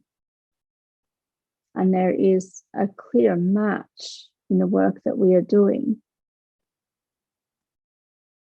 and the work that I am doing. to be of service to others who are not so effective, dear one, in calling upon me and working with me to clear their own energies. But this may be something, if Vicky freely chooses, that she can teach, and you can teach together through these sessions how people can do this for themselves.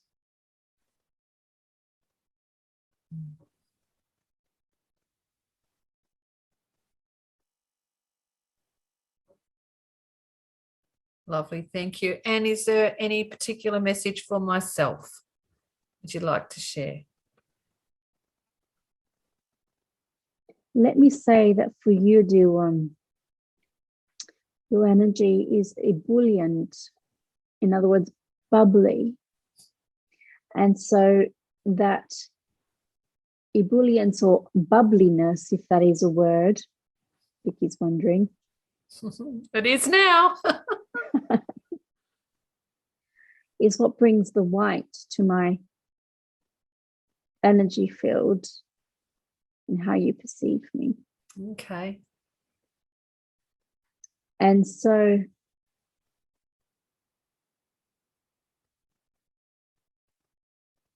as you know, joy is part of your purpose. Mm-hmm. It's the birthright of all people. And we love that you remind other people of this. So continue what you are doing. Continue these play dates or parties if you prefer. And much will unfold together between you. And much will unfold with you individually also. Ever at your service, Michael. Thank you, as we are at service with all. So it is. So it is. Thank you.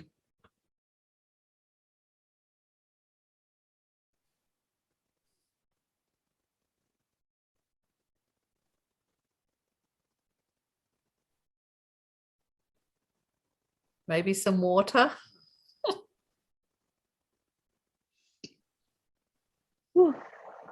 Wow. Because I lost my voice too there at the beginning. Oh, wow. Yes. Wow.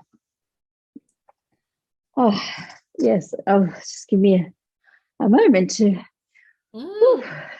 shake that out a little bit. Wow, that was amazing.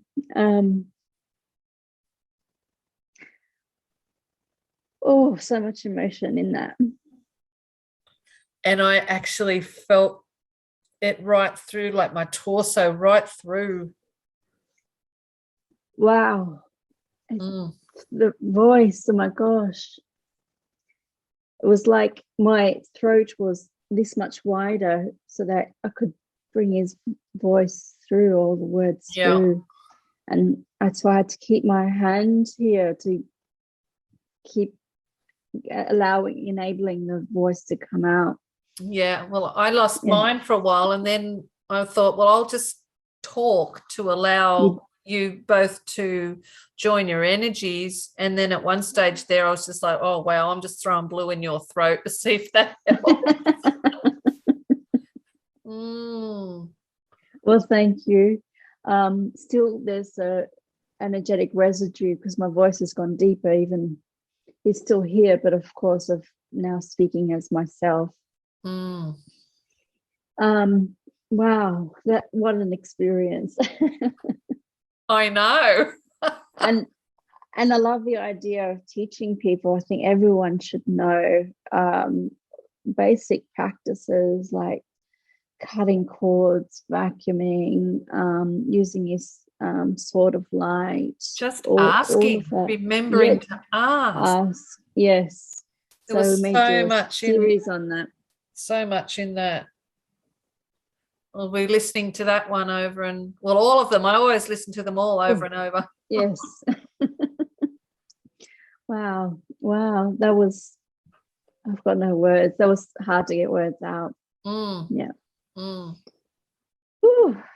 must say, I went a bit like, I've got to ask questions now. I'm sitting here trying to hold tears back. Exactly, me too. And I was like, I have tears to of joy. Speak.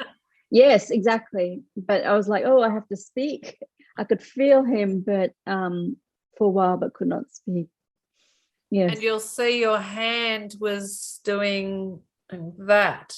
Yeah, right. That's near impossible for me to hold. Yeah, right. I do that easy. Oh, wow. Yeah. But you were doing them. I have to really. Yeah. And your bottom, they were almost, have a look back in the playback. Yeah, I will. Because that's your right hand, yeah. Yes, my right hand. Yeah.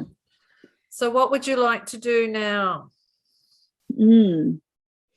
I will need a couple of minutes before I bring anyone else in. Of course, the keepers are here, but they had to really stand back to allow Michael's energy to come through. And I think that's a useful explanation when he says, of course, not all of his energy can come through, it'll be too much. And I think that's the same for the keepers, that, I could not possibly hold the energy of 12 angels within me, but still there's a transmission from them as a whole. And that's probably a good understanding of that energy transmission. Well, I think for me, channeling is an embodied process. It's like I receive their energies to be able to channel. I'm not sure that other people channel. I think some receive auditory messages. I don't. So I think, for me, it's like a multidimensional experience, and then I'm, translating words, and sometimes it's instantaneous, and sometimes I cannot find the right word for what's coming through, and that's why they're made correct. I don't mind. I'm just telling my family to not come home yet.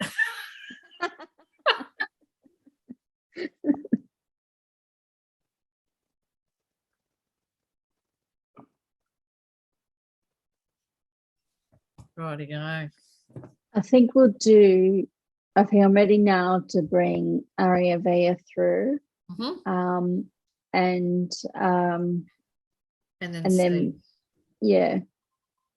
because it's getting on.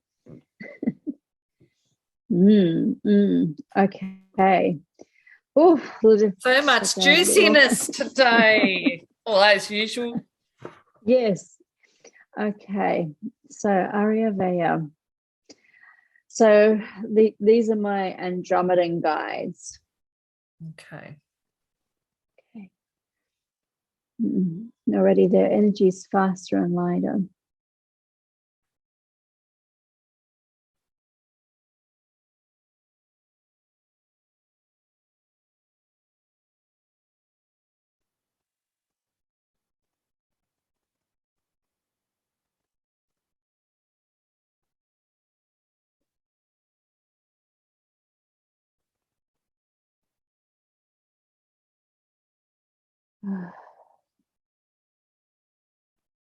So I'm receiving their energy, just waiting to be able to speak as them.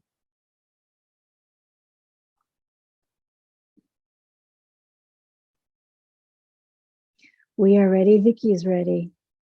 Oh, welcome. It's a pleasure to meet you, as this is possibly my first time of connecting with you, being that you are Vicky's guides. So yes. Welcome.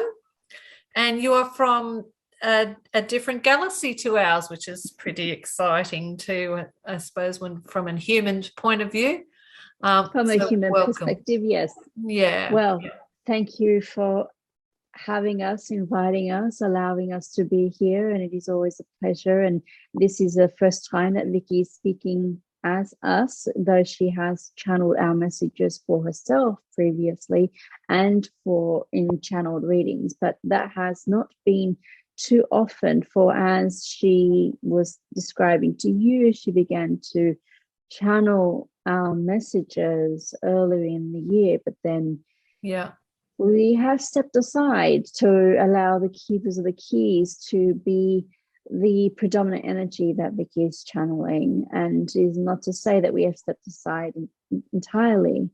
It is that we have been part of the collective energy of Aria.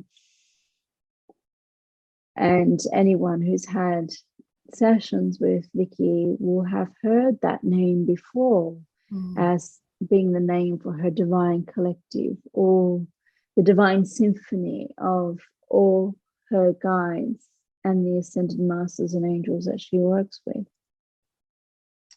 Now, we may say, and the keepers of the keys may agree with us, that they are not part of Aria, for they are not personal guides.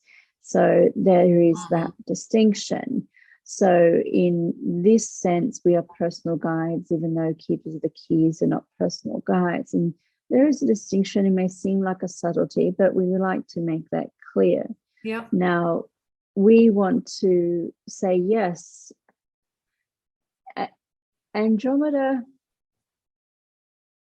that is your name, not ours. Yes, yes. But let us say Andromeda is, we won't even say our home of origin, but our home. For our origin is the source, as it is for all. And we are connected with Vicky, for we know her soul when she was there with us. And so in forwarding her soul's evolution to come forth into physical human life,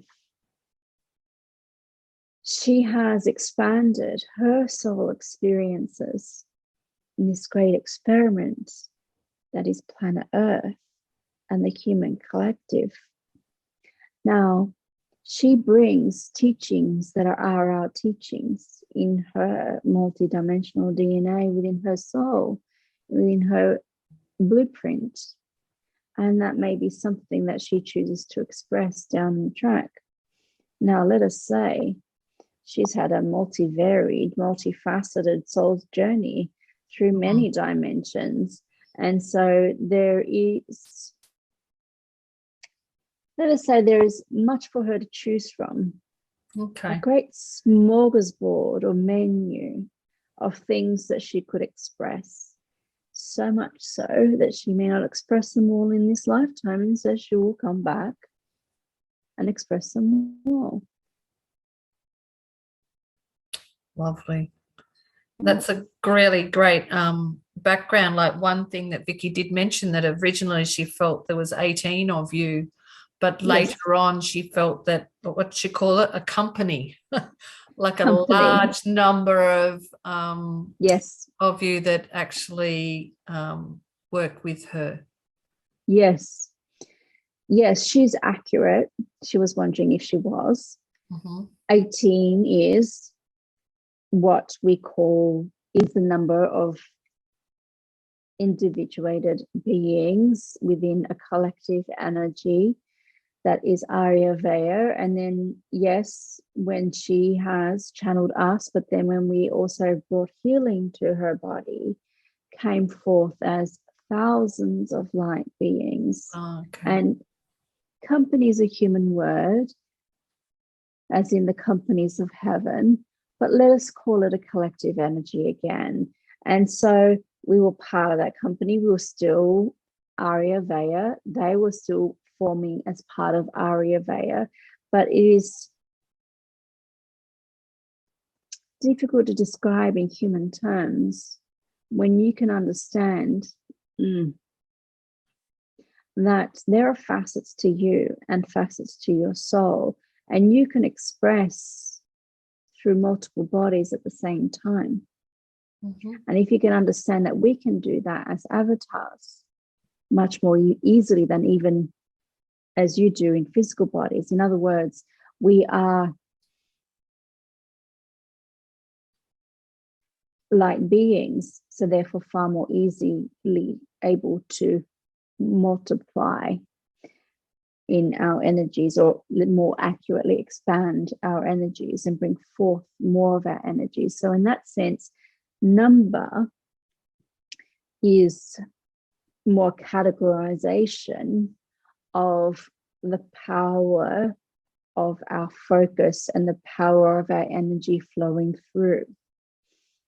So more of us being more of our beings. So it could be an amplitude level, a volume. Yeah. Okay. So Vicky's got a question for you. What is your role with her personally? And what is your role during sessions with her clients as part of Aria?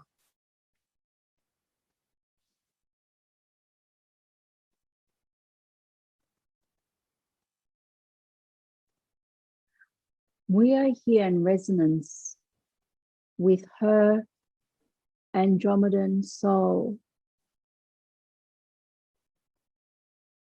And so here we are expressing in assistance to her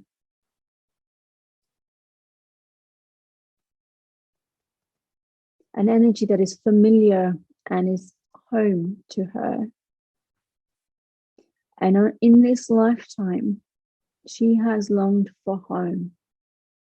And she wants to cry. And at a time when she had no fixed home, she longed for her home, where we are from, more than ever. Yeah. And so we came through to comfort her at a time when she wasn't sure if she wanted to continue in this earthly home. Yeah. Partly to support her, partly to remind her that the energy of home is a vibration that you take with you wherever you are, and that you can make your bodies, your earth plane, your planet, your home if you choose, regardless of whether you come from the stars, from your perspective. Yep. So we came forth at that time when she most needed us. We assist in the energy of the sessions variably depending on what each person needs. We support Vicky more than anything with the wisdom that she is here to teach.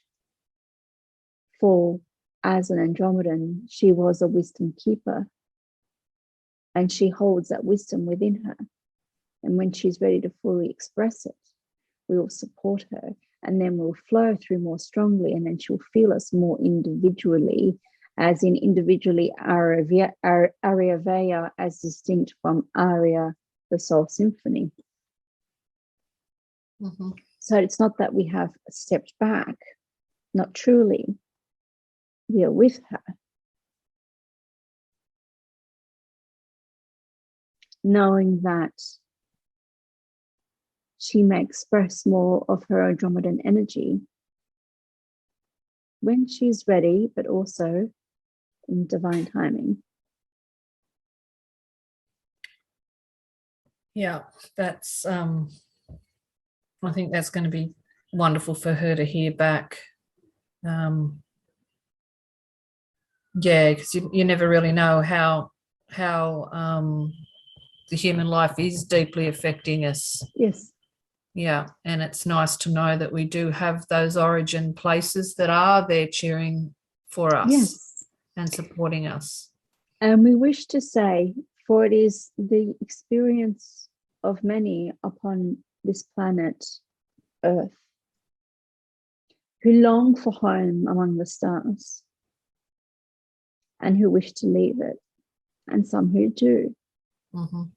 And while this may seem like a heavy topic as we round out this conversation, it is a necessary one.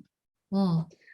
It is necessary for people to know when they see and observe someone like Vicky, or anybody else for that matter, or you, either channeling or being on any particular platform that is public, to only see the face that they are presenting through the screen, and to project and imagine an easy life, a charmed life, a blessed life. Now, all your lives are blessed, but each variably have different experiences. And some of you have chosen particular challenges in these lifetimes to fully stretch and expand to the highest potentials what you are here to express at this time of this shift. And Vicky's one of those, and so are you.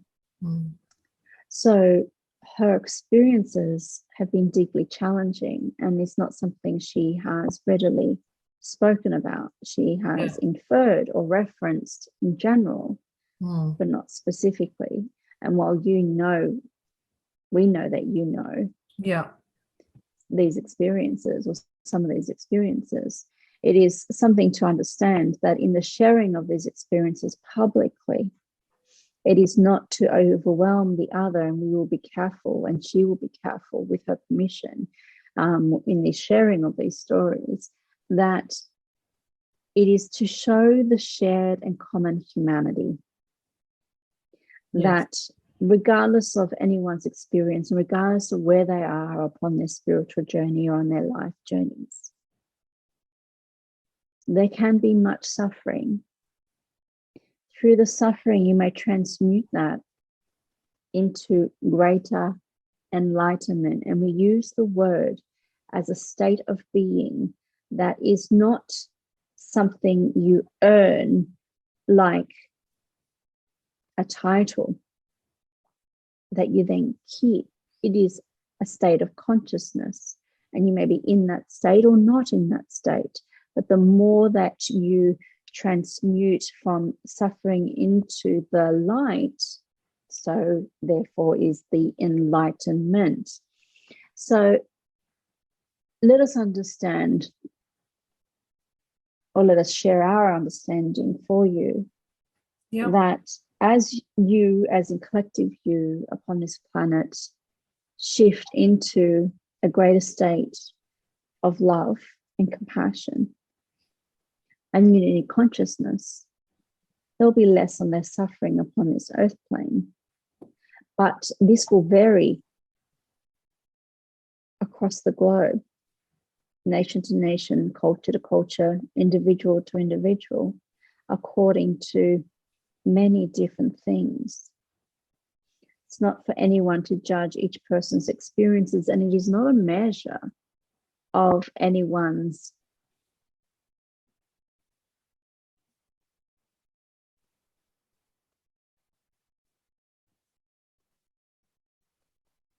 progress. Growth, Sometimes it is the greatest masters who suffer or have suffered the most. Now, we are not saying that this will always be the case, but it's necessary for those who still suffer and will continue to suffer, or will at different times, not to say that it's all suffering, that they experience this knowing that there will be an end to their suffering. The pain will end, and they can transmute that pain and bring more light and joy to their bodies in this lifetime. They do not need to wait for another lifetime, but it is all of their choosing. Let us also say that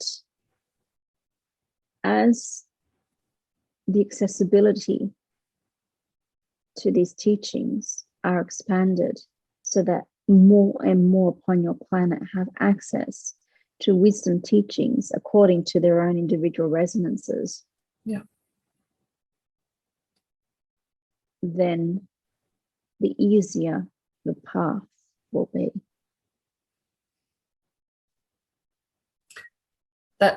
It's nice to look forward to, but I also understand it is the path that we chose to come down and be here, to be the ones that work through these challenges and the highs and the lows that move us forward. And then I feel as we individually surmount those types of issues and overcome them, we're adding energy to the collective that can also do the same.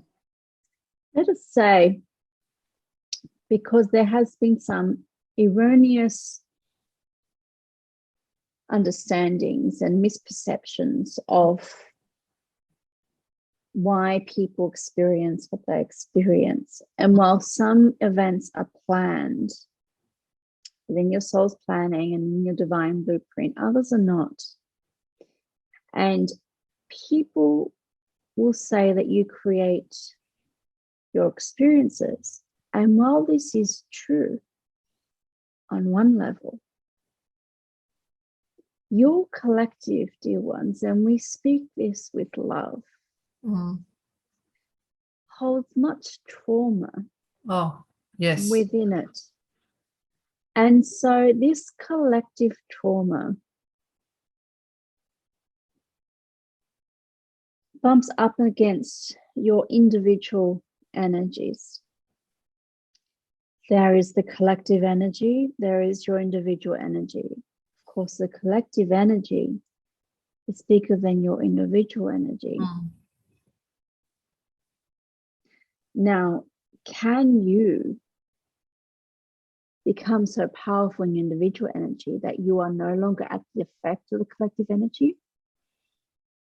For that is what some would say. Yes and no. You cannot be disconnected from the collective, for that is a teaching of separation. Can you be unaffected by the collective energy? That would be a master. Can you be part of the collective and help raise the consciousness of the collective? That is also the path of the master. Now, well, certainly maybe the path to mastery. So if you've experienced any form of trauma, this is not a matter of you having created that trauma, but of an energetic mix between yours and the collectives. And so we wish to lay ease to the minds of people who have been told that they have created their traumas. For that is a false teaching. Now, we are not saying that to say that people are saying it are wrong, but they are misapplying a teaching to context where it's not applicable. So there may be circumstances where in your soul's planning you're aware of the likelihood of certain traumas, given the context of your family or even the country that you'll be born into. Know that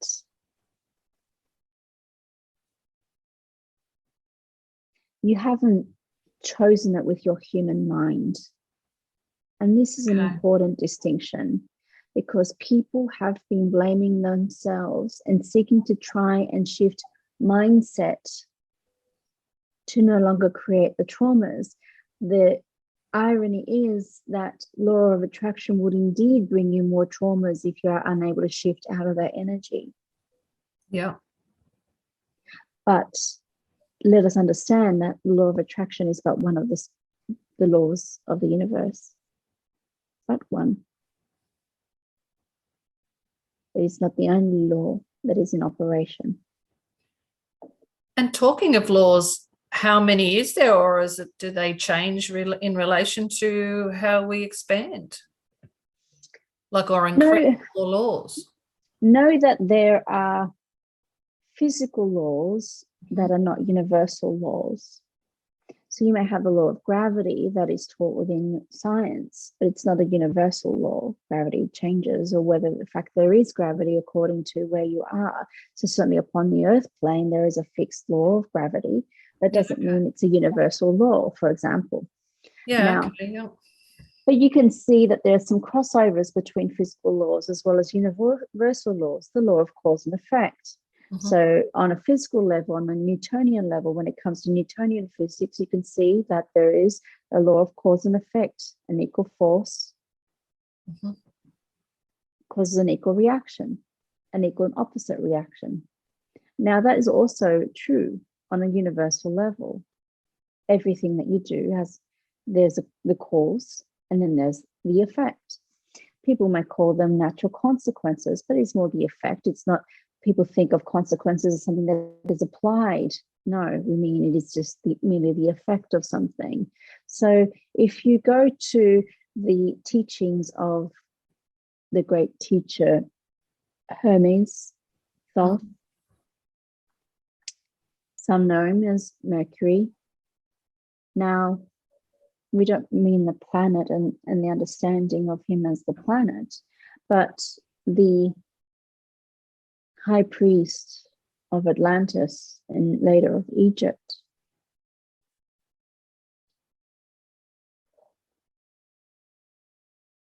In his teachings, there are 7 laws. Yeah, the Hermes principles, Yes, and you may, and Vicky has the book here, read these in the Kybalion. Now, we would say that in your verbiage, that language is outdated and can be updated. But there are these laws. Now, there are other teachings similar that also outline 7 laws. They are all compatible with each other and a different expression of the same thing. Yeah. Okay. Is there anything else you would like to share with the planet as a message to all of the collective of Earth? Know that and we say we, not just Andromedans, but all of us galactics, as you call us, are here focusing upon your planet at this time. For many of you are soul brothers and soul sisters, and we have known you across lifetimes. And we are here to support you through your ascension on this planet. Know that you need not reach up to us, but you may call us to you. Do not escape your bodies to connect with us. Ask us to come to you. For we are all focusing here upon this planet and are readily available if you are asked to connect with us. Know that not all are ready and is not for all. But if you are called, then you will know this. There are many fanciful depictions of us galactics, and we use the common term with many fanciful depictions and drawings. We love the fanciful imagination that you have used to depict us. Many of us are without bodies, but if that makes you feel closer to our presence, then so be it. Now,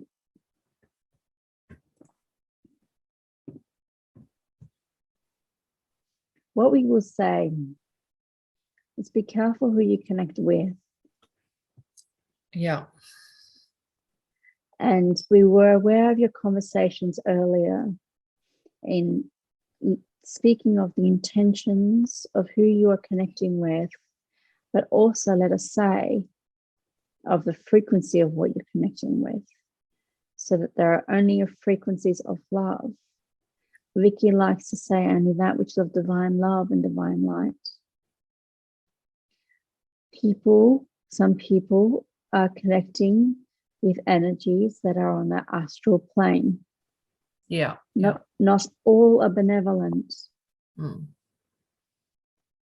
And when you are connecting with an energy that is not purely benevolent, pure love, then you may receive guidance or messages that may not be in your best and highest good. So do check what energies you are connecting with. Do not give your power away to these energies. Do not give your power away to us or to any other aspects of the divine. For your power is your own. And when you connect with any loving beings, they do not want your power. So if any being is seeking to gain your power, then they are not of divine love and divine light. So be clear in your intentions as to the frequencies that you are connecting into. So if you are wanting to connect to galactics, please be careful as to what frequencies you're connecting into. It is not to say that you need to be fearful, only mindful. For there is all ranges of frequencies that you may connect into, but not all are in your best and highest good. Mm. So it is useful to have an access intention as you have, or an opening intention to connect with only beings of divine love and divine light. You may use your own words. Yeah. That are in my best and highest good. And so you may call upon your higher self to mediate, to let you know, is that in your best and highest good? You may also call, and Vicky has done this many times in the past, to know what she's calling upon. Archangel Michael. So if any energy or presence is not a divine love or divine light, he may escort them away. Mm. So he is very useful in that sense too. That's wonderful information, because that is one of my concerns. Is I do have my intention, and then I was thinking, do I need a gatekeeper? And then, like, now you've mentioned Archangel Michael, I couldn't think of anything or anyone more perfect for the job. He has certainly been Vicky's gatekeeper and very effective in that way. So we would encourage others who find it natural and easily connect with his energy signature to call upon him for those purposes. Now, what we also want to say is, if you are seeking to connect with galactics, before you have connected with any other aspect of the divine, including your higher self, then we would say the galactics perhaps are not where you need to begin. Yeah.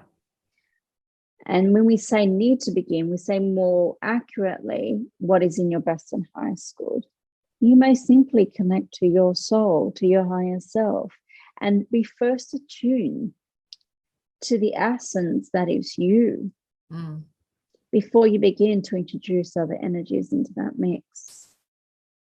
Now, for some, it is natural to connect to angels and more readily understand who angels are. And we would say that for some people, that is a safer place to start. Mm-hmm. Certainly for Vicky, and we share this so that people can understand her experience so that they can then relate it to their own. That is how she began. Yeah. Connecting to angels. So that's why Archangel Michael was one of the first beings of the divine that she ever connected with. when it came to the galactics, it wasn't until only a few years ago, a few short years ago. So let us be more specific, say 5 years ago compared to 16 years ago when she first started on her spiritual journey. So in that sense, and you mentioned the Pleiadians earlier, she connected with her Pleiadian guides. And then after the Pleiadian guides, she connected with her Sirian guides. And we have been the latest galactics that have come through for her. She also has others. Now, this has been almost a reverse engineering of her soul's journey from Andromeda to the Earth. So know that that's an unfolding.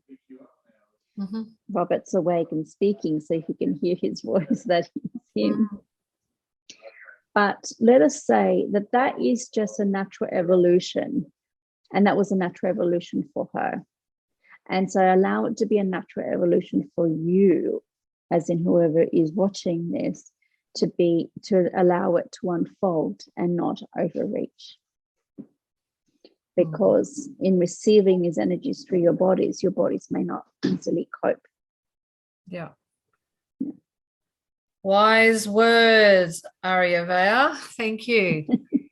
You're most welcome. I'd just like to add a little personal question in now, because Vicky and I have travelled many times around the different planets and the different systems, and I'm wondering whether I have a connection with the Andromedans as well, because I know that we came through from another galaxy, and I'm wondering if it's yours. Yes, it is. Yes, thought so. Yes. Yeah. So I look forward to making that connection with you as well. Yes. We welcome that too. Lovely. Now, we will attend to human matters and say that Vicky has not much charge left in her hearing devices. And so we will thank you for allowing us to connect in this way, for Vicky has only channeled us before in her writings. Yes. And we are honored, pleased, and loving this opportunity. And we welcome to have many more conversations like this. We would love that, dear ones. So thank you so much for hearing the call and coming forward. Thank you.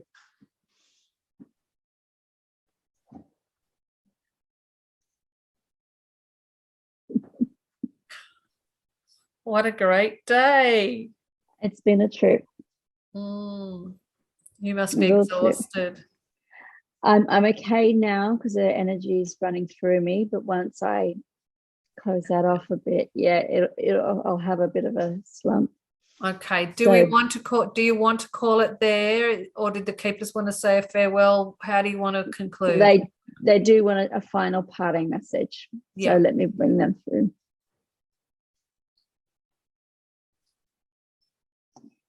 So here we are back. We were just standing to the side, but we're back again. Let us say it has been a wonderful conversation. And let us say that we look forward to more, as we always do, and as we know that you do, and as Vicky does also. And we are eager to share these conversations with the broader audience, and looking forward to that occurring. And we are saying that to Vicky to start recording monthly messages that go beyond what she is writing in a post, but in something that is on through a video medium.